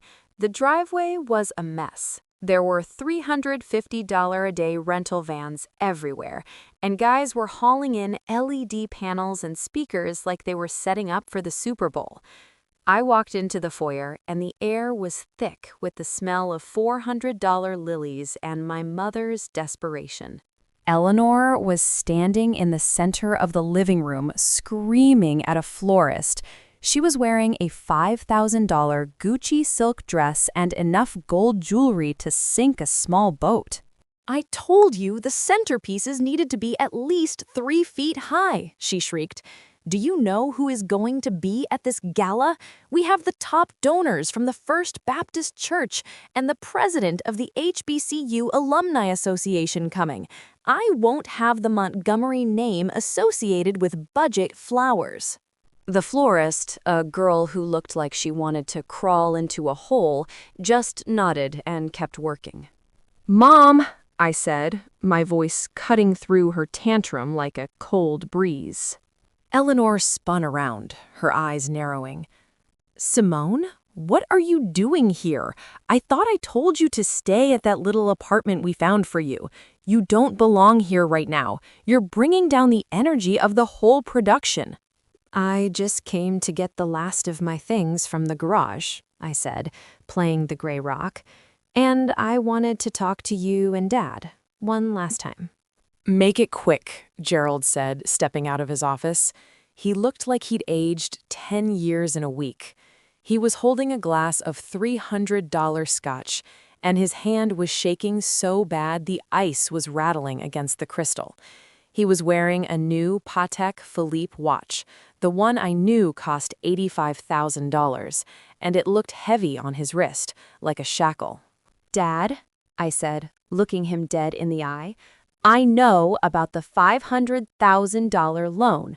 I know about the forged signatures, and I know you sold Big Mama's jewelry for $20,000. The room went so quiet you could hear the hum of the $10,000 chandelier above us. Eleanor's face went pale, but then it flushed a deep, ugly red. "You've been spying on us?" she hissed. "In our own home? You ungrateful, narcissistic girl. We did that for the family. We did that to ensure Marcus has a future. What were we supposed to do? Wait for you to approve it while the Montgomery legacy rotted?"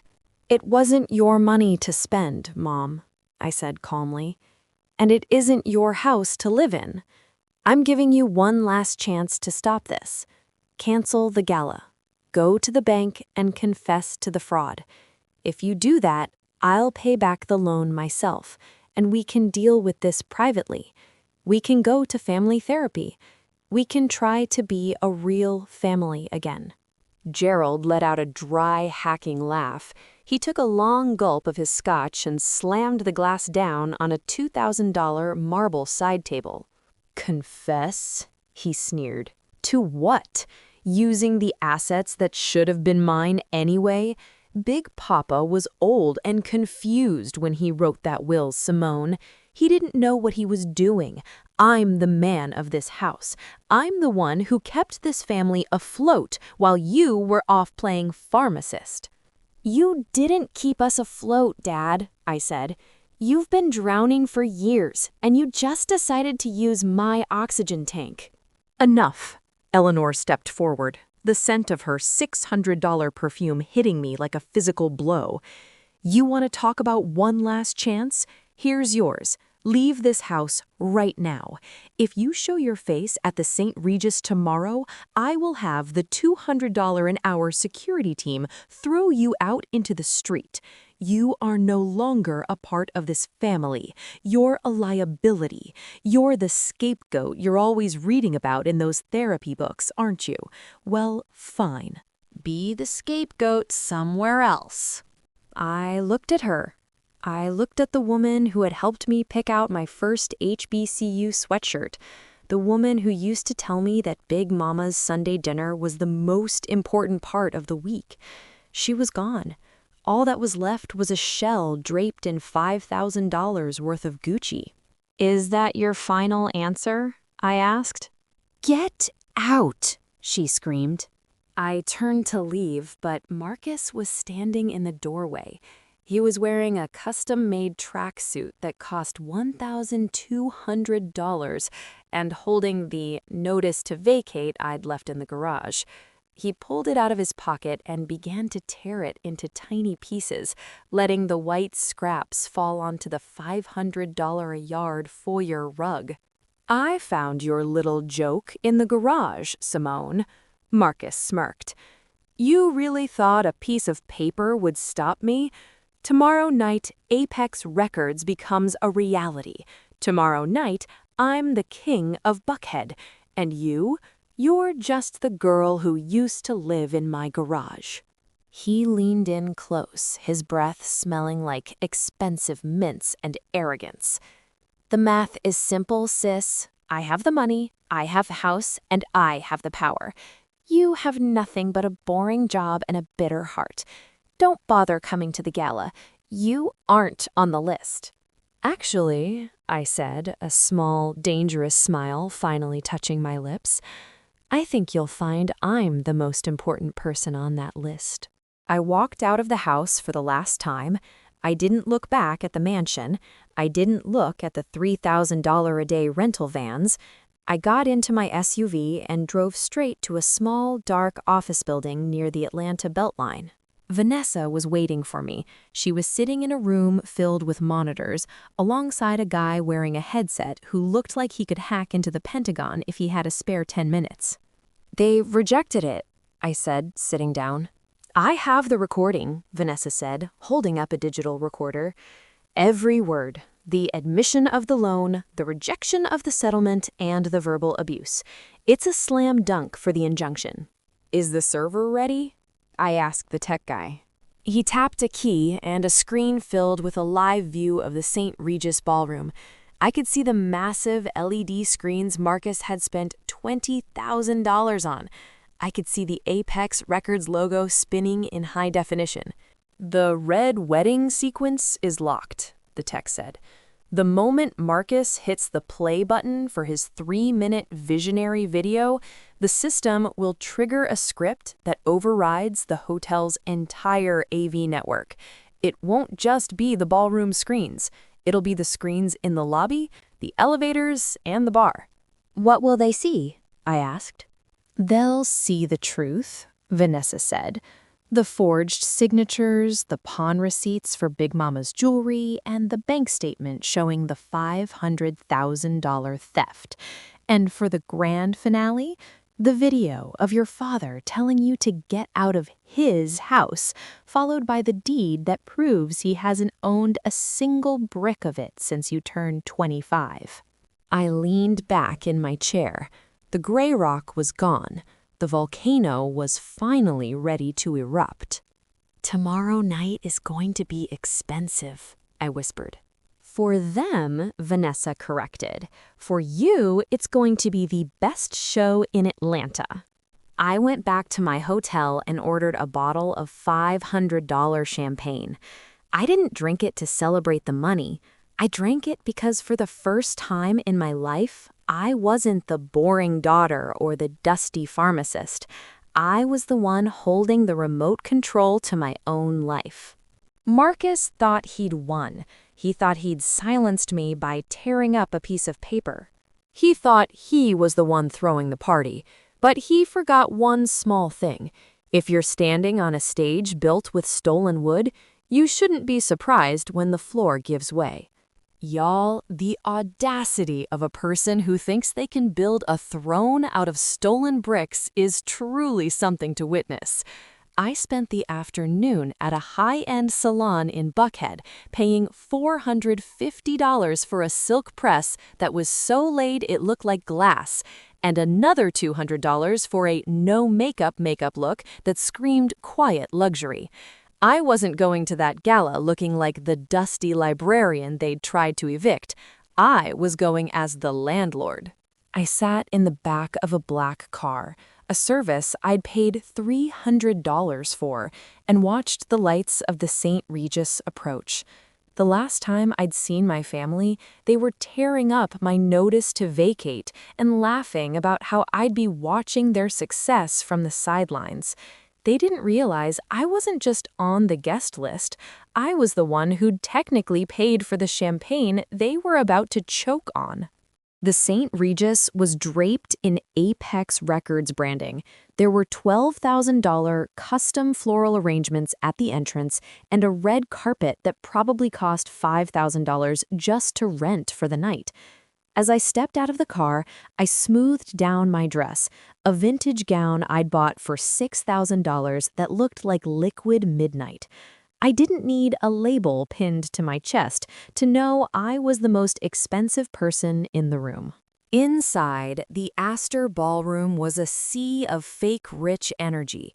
I saw the influencers Marcus had flown in, wearing outfits that cost more than their bank balances. I saw the church mothers from First Baptist wearing their Sunday best hats and looking slightly confused by the $300 a bottle cognac being poured at the bar. And right in the center of it all were Eleanor, Gerald, and Marcus. Marcus was wearing a custom-made white tuxedo with gold lapels that cost $8,500. He was holding a glass of champagne and holding court like he'd already won a Grammy. Eleanor was draped in a $7,000 gown, her neck dripping with diamonds that I knew were fake, considering they'd pawned the real ones for $20,000 last week. I stayed in the shadows, sipping a glass of mineral water. I was the gray rock, observing the chaos before the collapse. Simone? I turned to see Vanessa standing next to me. She was wearing a sleek black jumpsuit that cost $3,000 and carrying a clutch that looked like it could hold a subpoena, mostly because it did. "The server is live," she whispered. "Marcus is scheduled to go on stage in 10 minutes for the visionary presentation. He's already told the AV team he wants the volume at stadium levels. He wants everyone in Buckhead to hear his name." Let him have his moment, I said, my voice steady. The higher he climbs, the more the ground is going to shake when he hits it. Just then, the lights dimmed, a spotlight hit the stage, and Marcus walked up to the microphone, his $8,000 tuxedo glowing under the high-intensity lamps. The crowd cheered, mostly the people he'd paid to be there with my $500,000 loan money. "Welcome, everyone," Marcus shouted, his voice echoing through the $100,000 sound system. Tonight, we aren't just launching a record label, we're launching a legacy.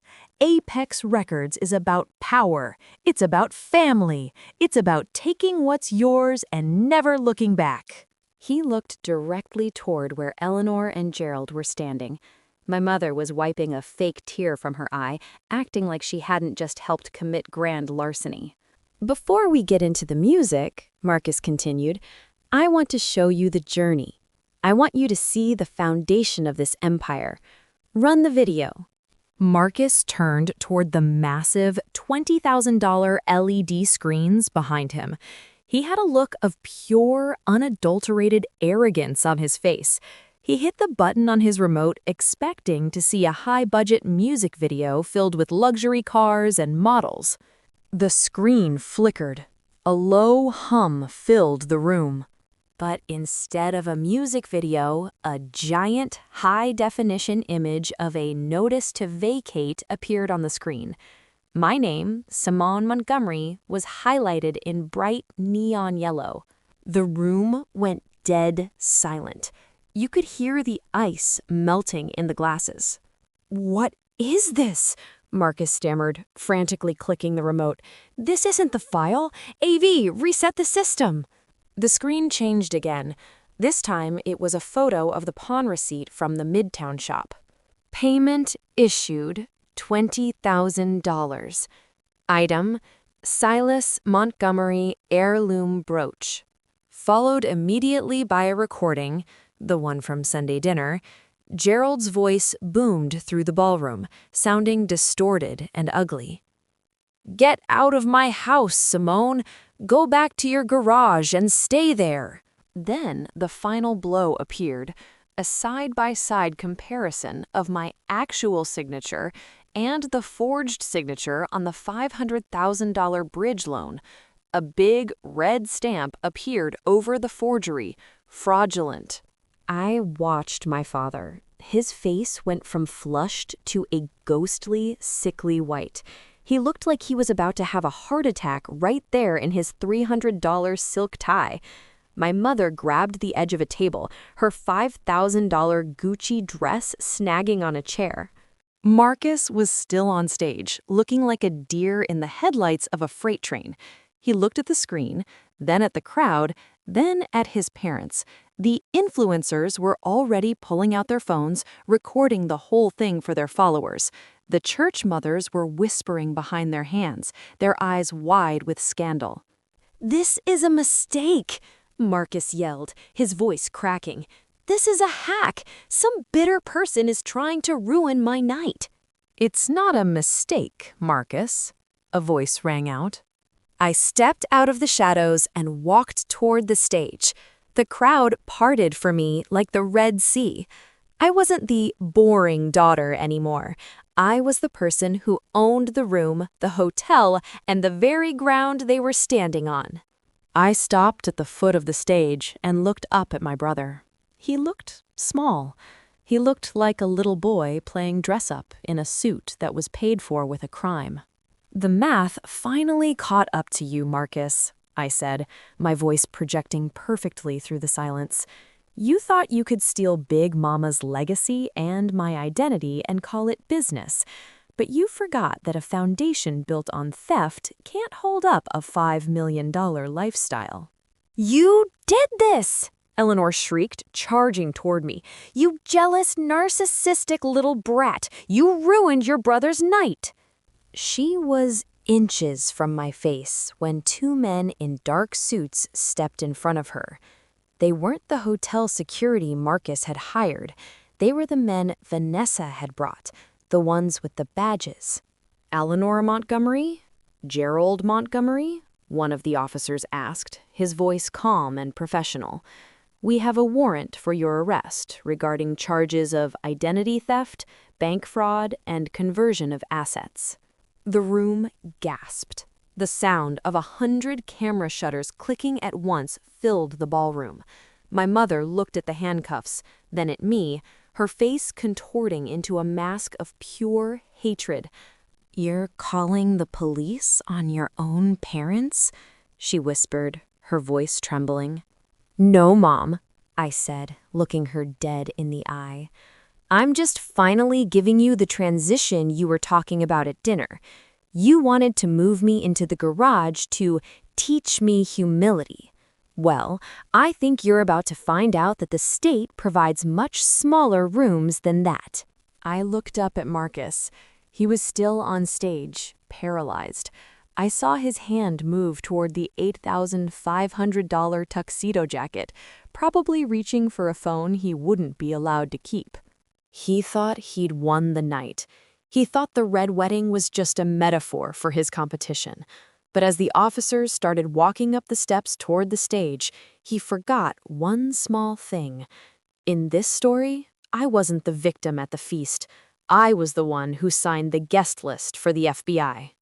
Now, y'all, if you ever want to see what the audacity looks like in 3D, you should have been in that ballroom. The screens behind Marcus weren't just showing his visionary presentation anymore. They were showing his life on a platter, and it was seasoned with nothing but lies.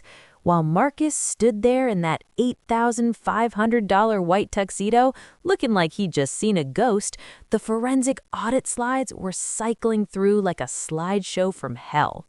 The slide currently lighting up the room was a blow-up of the wire transfer for $250,000. It showed the source account, my personal trust, and the destination, Apex Records, LLC.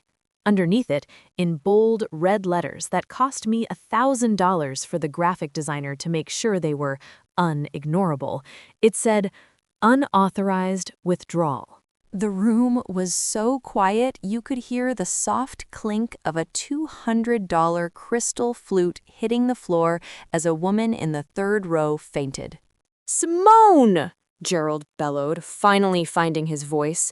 He lunged toward me, but the two officers Vanessa had brought, the ones I'd paid a private security firm $3,000 to vet, stepped in.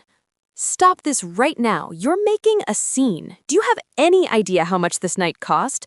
The St. Regis deposit alone was $50,000. "I know exactly what it cost, Dad," I said, my voice barely above a whisper, but carrying through the silent room. I know because that $50,000 came out of the account Big Papa Silas set aside for my graduate school. You didn't pay for this night. I did. Marcus finally regained enough sense to try and talk his way out. He stepped to the edge of the stage, pointing a finger at me. "Y'all don't listen to her. My sister has always been jealous. She's a pharmacist. She doesn't understand high finance. This is just a technical glitch. The Apex brand is worth $10 million. I didn't even look at him. I looked at the crowd. I saw the mothers from First Baptist Church, the ones who used to hold me during Sunday dinner while Big Mama told stories, looking at my brother with pure pity. One of them, Sister Mary, was holding her phone up, probably live streaming the whole thing to the other 5,000 members of the congregation. "Run the next slide," I said to the AV booth. The screen changed. This time it was a split screen. On the left was the forged quitclaim deed for the Buckhead mansion. On the right was the video from my hidden camera. It showed Gerald sitting at his mahogany desk, tongue poking out of the corner of his mouth as he carefully traced my signature onto a document that would have stripped me of a $5 million asset. The gasp that went through that room was like a physical wave. Gerald's face went from white to a sickly mottled purple. He looked down at his $85,000 Patek Philippe watch, as if it could tell him how much time he had left before the walls closed in. That's not what it looks like," Gerald stammered, his voice cracking. I was protecting the family interests. The house needs maintenance. The roof alone is $80,000. "You didn't fix the roof, Gerald," Eleanor shrieked, finally snapping. She wasn't looking at me anymore. She was looking at her husband. "You told me that money was from a private investor. You told me I could buy the $7,000 Chanel suit for the gala. You lied to me too. Y'all, the narcissism was eating itself.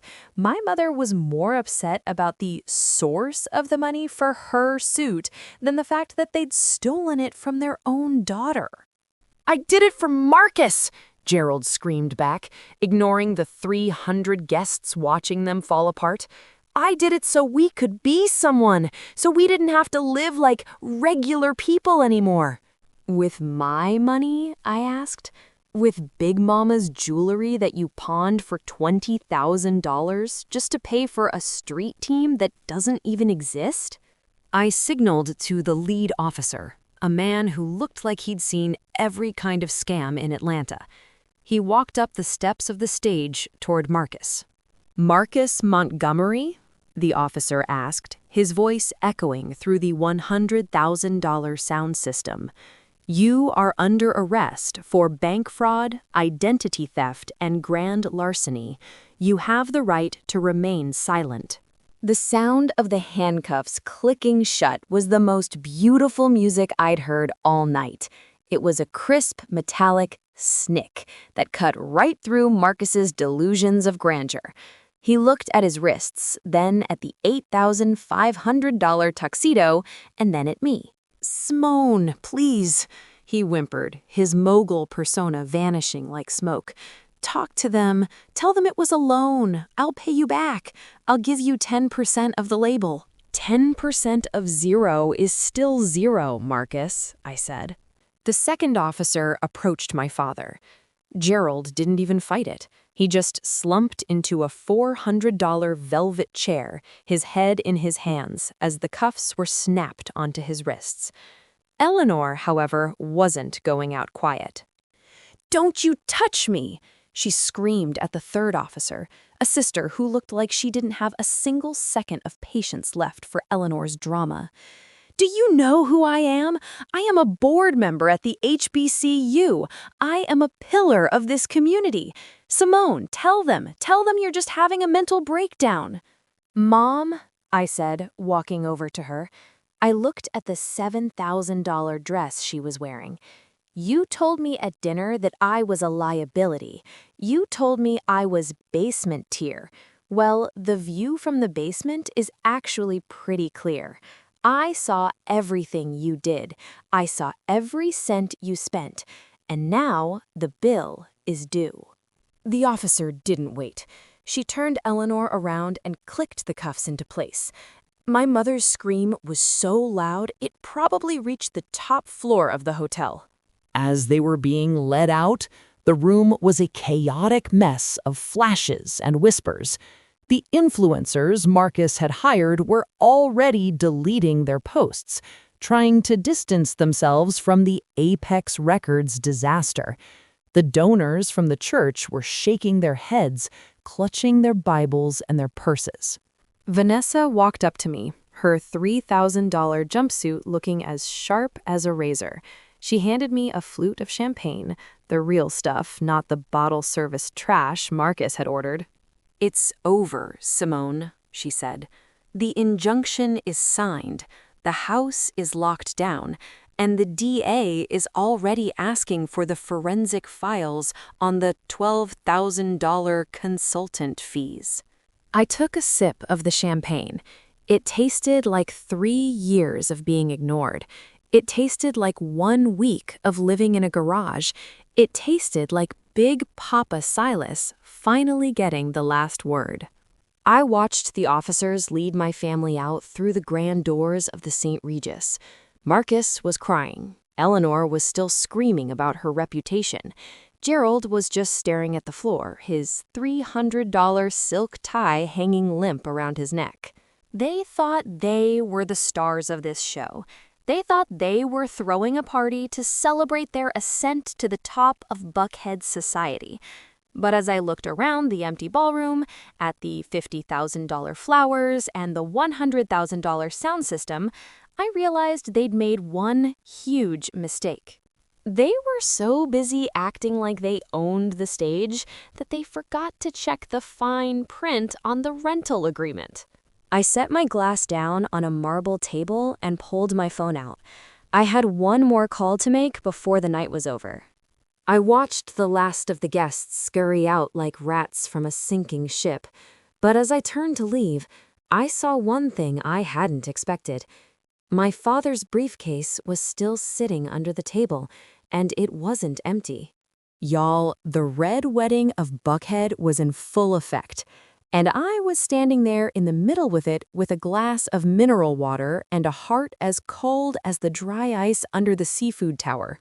The Astor Ballroom at the St. Regis looked like a crime scene draped in sequins.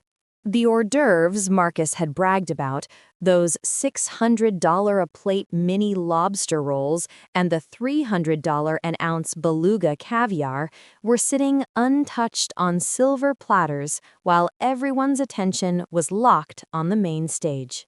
The sound of the handcuffs clicking shut on Marcus's wrists was louder than any track he'd ever produced.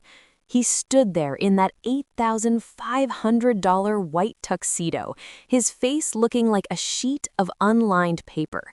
He wasn't the mogul of Buckhead anymore. He was just a boy who'd gotten caught playing with a bank account that didn't belong to him. "You can't do this," Eleanor shrieked, her voice hitting a pitch that probably cracked the $2,000 crystal glasses at the bar. She was struggling against the officer, her $7,000 Gucci dress bunching up at the shoulders. "My daughter is a pharmacist. She's confused. Simone, tell these people to unhand your mother. Think about our reputation at the church. Think about the HBCU alumni gala next month." I didn't blink. I just looked at her. "I am thinking about the reputation, Mom. It's just that the Montgomery reputation is currently being recalculated based on a $340,000 theft." Gerald was slumped in a $400 velvet chair staring at the floor. The $85,000 Patek Philippe on his wrist looked like it was weighing him down, pulling him closer to the marble floor he'd never actually paid for. He didn't even try to lie anymore.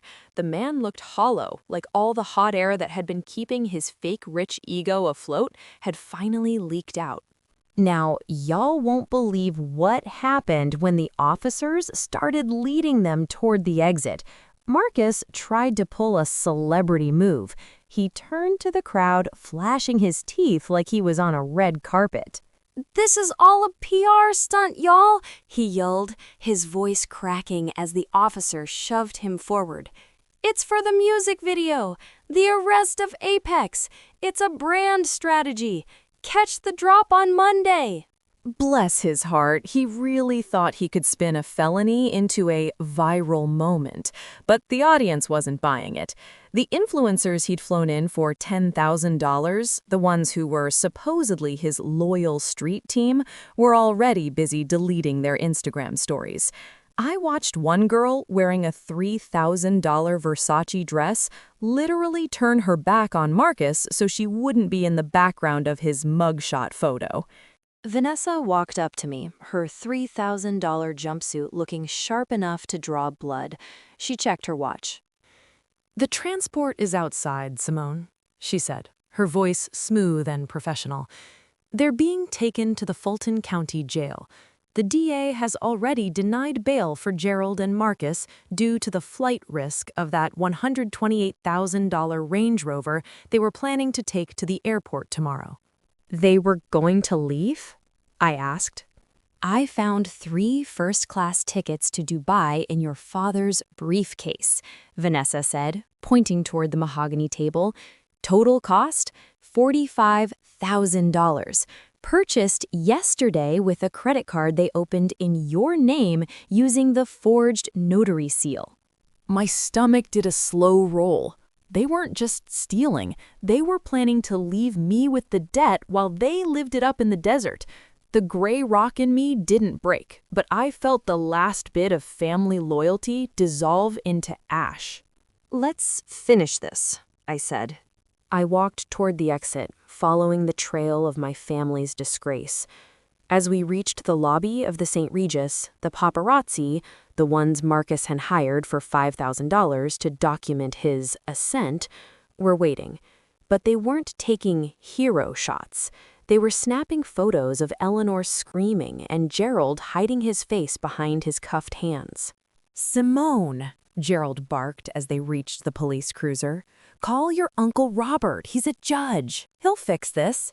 Tell him it was a misunderstanding about the maintenance fund." Uncle Robert is the one who gave Vanessa the forensic audit referral, Dad, I said, leaning against the cold stone of the hotel entrance. He saw the receipts for the $5,000 birthday gala you threw for Mom. He knows you haven't paid the property taxes in 2 years.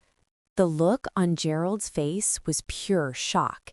He realized then that the church family and the HBCU network he'd been using as a shield had actually been watching his downfall in real time. "You're a monster," Eleanor spat as the officer lowered her head into the back of the car. "Big Mama would be ashamed of you, turning on your own blood for a few dollars." "Big Mama is the one who taught me how to balance a ledger, Mom," I said. "And she always told me, if the math don't math, someone is stealing. I'm just finishing the math." The car doors slammed shut. 3 cruisers pulled away from the St. Regis, their blue and red lights reflecting off the $3,000 a day rental vans that were still parked in the driveway. The Apex Records era had lasted exactly 45 minutes. I turned back to the hotel. The ballroom was still full of people, but the music had stopped. The $100,000 sound system was dead silent. I saw the waitstaff starting to clear away the $600 plates. They looked relieved. They'd probably spent the whole night being talked down to by Marcus, and now they were watching him go to a place where bottle service meant a plastic cup of lukewarm water. Vanessa handed me a folder. "This is the emergency injunction, Simone. I've already sent a copy to the security team at the mansion. As of right now, the locks are being changed. Every piece of Apex merch in that garage is being seized as evidence. And the Range Rover, it's already been towed." "What about their personal things?" I asked. "They have 48 hours to have a legal representative collect their clothing," Vanessa replied. "But the furniture, the $12,000 mahogany table, the $10,000 chandeliers, those stay with the house. They were bought with trust money. They belong to you." I looked at the folder. It was thick, heavy, and smelled like expensive ink. For years, I'd been the boring daughter. I'd been the one who stayed in the garage while they ate Sunday dinner in the dining room. I'd been the one who was called basement tier and a liability. I walked back into the ballroom. It was empty now, except for the shark and a few of the forensic accountants. I walked up to the seafood tower and picked up a single lobster roll. I took a bite. It was cold, salty, and tasted like victory.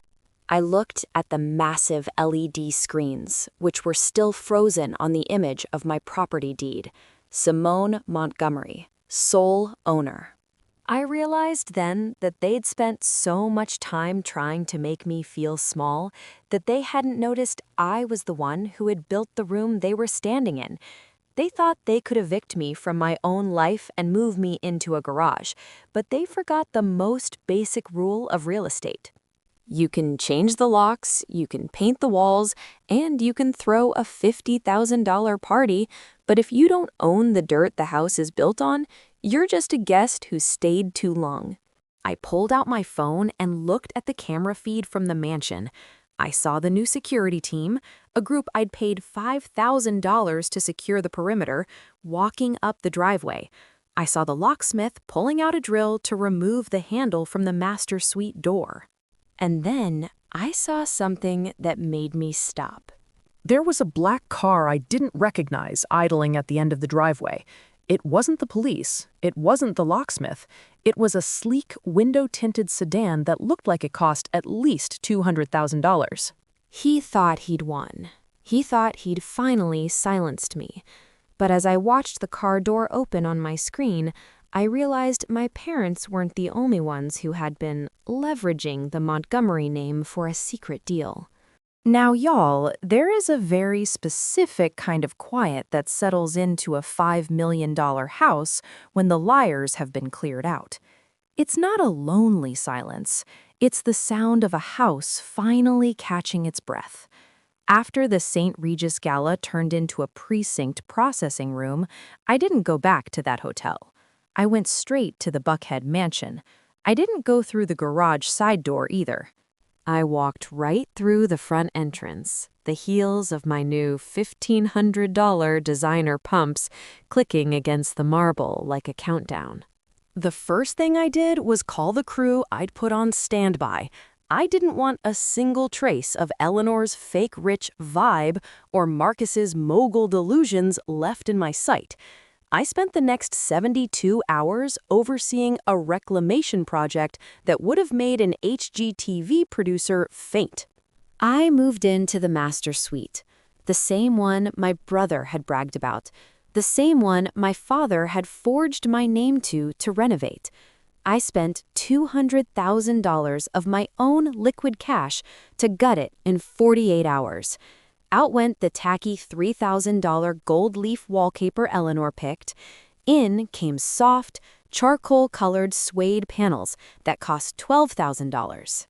I replaced the bed with a custom-built floating frame that cost $18,000, draped in $1,200 silk sheets that felt like sleeping on a cloud.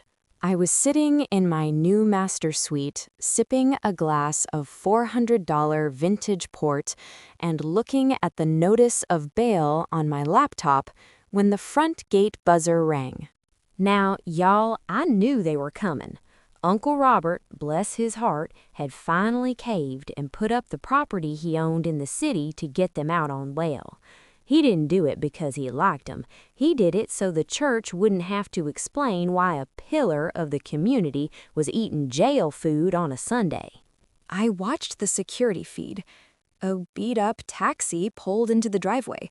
No Range Rover, no black car, just a yellow cab. My mother and father stepped out.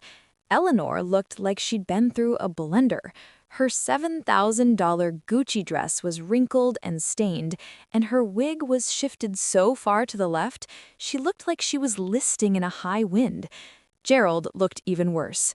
He'd lost his $8,000 Patek Philippe to the evidence locker, and his $300 silk tie was tucked into his pocket like a used napkin. They walked up to the front door, looking like two people who expected the world to still be exactly how they left it. Gerald reached for his keys. He turned the lock. Nothing happened. He tried again, jiggling the handle with a frantic energy that made me smile. I walked down the grand staircase, my $300 silk robe trailing behind me. I opened the door just as Gerald was about to start pounding on the wood. "Simone!" Eleanor gasped, trying to pull herself together.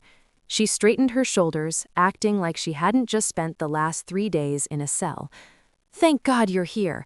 There's something wrong with the locks. I think the security company made a mistake when they saw the news. Tell them to reset the codes immediately." "The locks aren't broken, Mom," I said, leaning against the doorframe. I didn't let them in. I just stood there, the gray rock, letting them soak in the fact that they were standing on the porch of a house they didn't own. I had them changed. All of them, including the gate codes and the alarm. Gerald pushed forward, his face turning that ugly shade of purple again. "Changed? Simone, I'm tired, I'm hungry, and I've had a very long 3 days. Get out of the way and let us in. We can talk about the details of the gala later, but right now, I need a shower and a drink." "You aren't coming in, Dad," I said, my voice as steady as a surgeon's hand. "This is a private residence, and per the emergency injunction Vanessa filed, you are no longer authorized to be on the premises of the main house." "Authorized?" Eleanor shrieked. "I am your mother. This is my home. I picked out the $10,000 chandelier in that foyer." "With my money," I reminded her. "And the court disagrees about it being your home. Big Papa's will was very clear. You had a life estate, which you forfeited the moment you forged my name to steal $500,000 of equity. You're lucky I don't have the police standing right here to trespass you." The silence that followed was heavy. Gerald looked at the house, then at me, then at the taxi that was already pulling away down the driveway. He realized they had nowhere to go. No cards, no cars, and no fake rich friends were answering their calls. "So what?" Gerald asked, his voice cracking. "You're just gonna leave us on the street? In Buckhead? Do you have any idea how that looks?" "Actually," I said, reaching into the pocket of my robe and pulling out a single silver key, "I'm not a monster. I know what it's like to be told you don't belong in the main house. I know what it's like to have your boxes moved without your permission." I tossed the key onto the porch. It landed at Gerald's feet with a sharp clack. "The garage is vacant," I said. "I moved my things out, obviously, but I left the twin mattress on the floor for you, and I even left a box of that generic cereal you like to mock so much." Eleanor's jaw dropped. "The garage? You expect your father and me to live in the garage? Like the help?" "No, Mom, like tenants," I corrected. I pulled a folder from the side table and handed it to her. "This is a month-to-month lease agreement. Rent is $2,000 a month. That includes water, electricity, and the rustic vibe you mentioned when you moved me down there. If you don't sign it and agree to stay off the main house property, I'll have the sheriff here in 20 minutes to escort you to the curb." Gerald picked up the folder. He looked at the terms. $2,000 a month for a concrete floor and a damp ceiling. It was the ultimate irony. I was charging them more for the garage than they'd ever gifted me in my life. "We don't have $2,000, Gerald yelled. "The bank froze everything. We can't even buy a sandwich." "Well," I said, "I'm sure you can find some unused equity in those designer clothes you're wearing, or maybe Marcus can use some of that Apex Records branding to get you a discount. Oh, wait, Marcus is still in jail because he couldn't afford the $100,000 bail. I guess it sucks when the math doesn't math, doesn't it?" Eleanor started to cry. Real tears this time, the kind that ruin a $200 facial. She looked at the garage door, then back at me. She realized she wasn't the queen of the church today. She was just a woman looking at an oil-stained floor. "Sign the lease or leave," I said. Gerald grabbed a pen from his pocket, a cheap plastic one, not his $450 gold pen, and signed the paper on the porch railing. He handed it back to me, his hand shaking with a mix of rage and humiliation. "We'll be out of here in a week," he spat. "Once my investment's clear, I'm going to sue you for everything you have." "I'll look forward to the discovery phase of that trial, Dad," I said. "In the meantime, try not to trip over the $5,000 worth of Apex merch I left in the corner for you. It might make a good pillow." I stepped back and closed the door. I locked the deadbolt, the $300 high-security one, and walked back up to the master suite. I stood at the window and watched them shuffle down the driveway toward the garage. I watched my mother, in her $7,000 dress, struggle to lift the heavy wooden door. I watched them disappear into the darkness of the creative loft. I sat down on my $18,000 bed and pulled out my phone. I had a text from Vanessa. "Forensic audit on the black car is complete, Simone. You won't believe whose name is on the registration for that secret deal Marcus was trying to cut. The plot doesn't just thicken, it curdles." I leaned back against the silk pillows. I'd just moved my parents into the garage, reclaimed my $5 million inheritance, and sent my brother to a cell. But as I looked at the name Vanessa sent me, I realized the red wedding wasn't over. He thought he'd won by staying in the shadows while my family took the fall. But he forgot one small thing. I don't just keep the receipts for the people I love, I keep them for the people I don't know yet. It's been 6 months since the St. Regis Ballroom turned into a crime scene, and let me tell you, the air in Buckhead has never smelled sweeter. I woke up this morning in my $18,000 custom bed, the sunlight hitting the charcoal suede walls of my master suite just right. I didn't rush. I didn't have to check a shared bank account to see if I could afford breakfast. I just wrapped myself in a $2,200 Loro Piana cashmere robe and looked out the window at the long, winding driveway of my $5 million estate. The first thing I saw was my new car, a $180,000 Porsche 911 Turbo S in a custom gentian blue. It was parked right in front of the main entrance, gleaming under the Georgia sun. It's a lot different than the 5-year-old SUV I used to hide in. Then I looked further down toward the side of the house. The garage door was open. I could see my father, Gerald, sitting on a rusted lawn chair he probably found on the curb. He was wearing an old, stained tracksuit and looking at a pile of Apex Records hoodies that nobody wanted to buy. My mother, Eleanor, was standing next to him, hanging a few of her saved designer dresses on a makeshift clothesline. Her $7,000 Gucci gown was gone. She'd sold it for $800 just to pay the first month's rent to me. Now, y'all might think I'm cold for keeping them there, but therapy taught me a very important word: boundaries. They spent years gaslighting me into thinking I was the basement-tier daughter, so I figured it was only fair to let them see what life looks like from the ground up.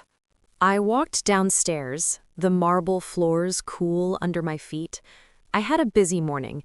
I had a meeting with the board of the HBCU I graduated from.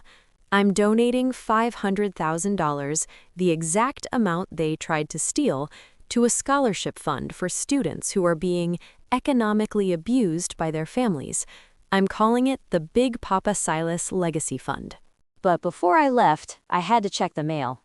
I sat at my $12,000 mahogany table, the one Gerald used to practice my forged signature on, and opened a thick envelope from Vanessa. It was the final sentencing report from Marcus. My golden child brother was officially heading away for 7 years in a federal facility for bank fraud and identity theft. 7 years. He didn't get a visionary deal. He didn't get a distribution contract. He got a jumpsuit and a roommate named Big Slim. Vanessa told me he cried when the judge read the sentence, still trying to claim it was all a marketing misunderstanding. I tucked the report into my Bottega Veneta handbag, a $4,500 piece of art that I bought with my own hard-earned pharmacy bonus.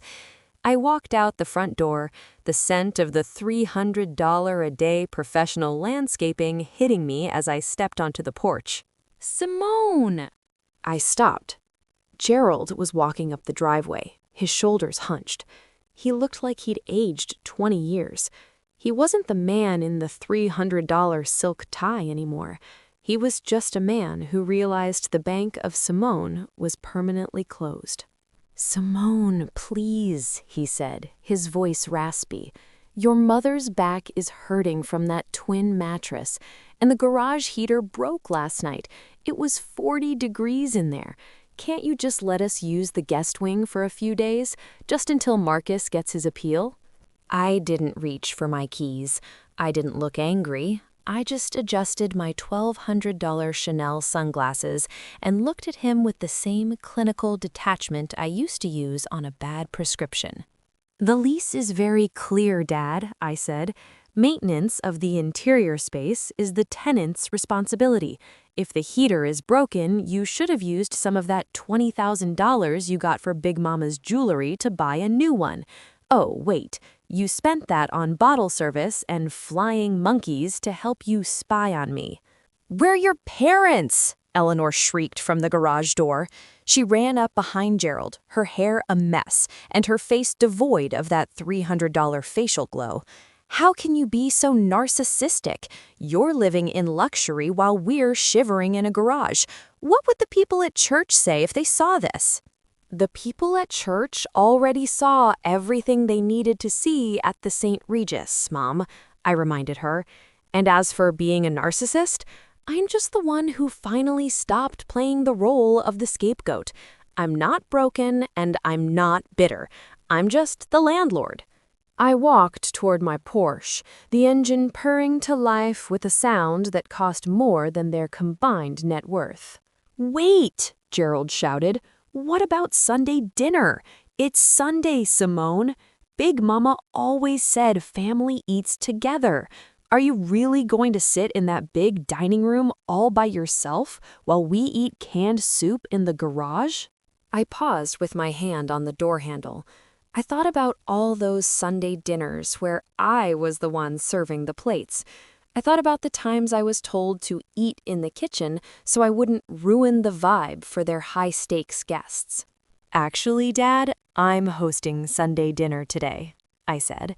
Vanessa is coming over, along with the head of the forensic audit team and a few of my real friends from the hospital. We're having Big Mama's original recipe, the one she only gave to me, and we're eating on the $12,000 table you tried to steal. Can we at least come in for a plate? Eleanor asked, her voice small and desperate. No, I said, getting into the car. But I'll tell the caterer to leave the leftovers by the garage door. If you're lucky, there might be some of that $800 lobster left over. It's what regular people do, right? I backed out of the driveway, watching them in the rearview mirror. They looked like two tiny figures in the shadow of a house they'd tried to burn down. I didn't feel a shred of guilt. I felt a peace that $2,400,000 could never buy. I'd spent 25 years being the boring one, the quiet one, the one they could walk all over. But I'd finally learned the most important lesson Big Papa ever tried to teach me. Self-worth isn't about the label on your dress or the car in your driveway. It's about the strength of the no you say to the people who think they can define you.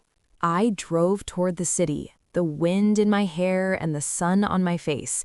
I had a lunch reservation at Nobu that was going to cost me $500, and I was going to enjoy every single bite.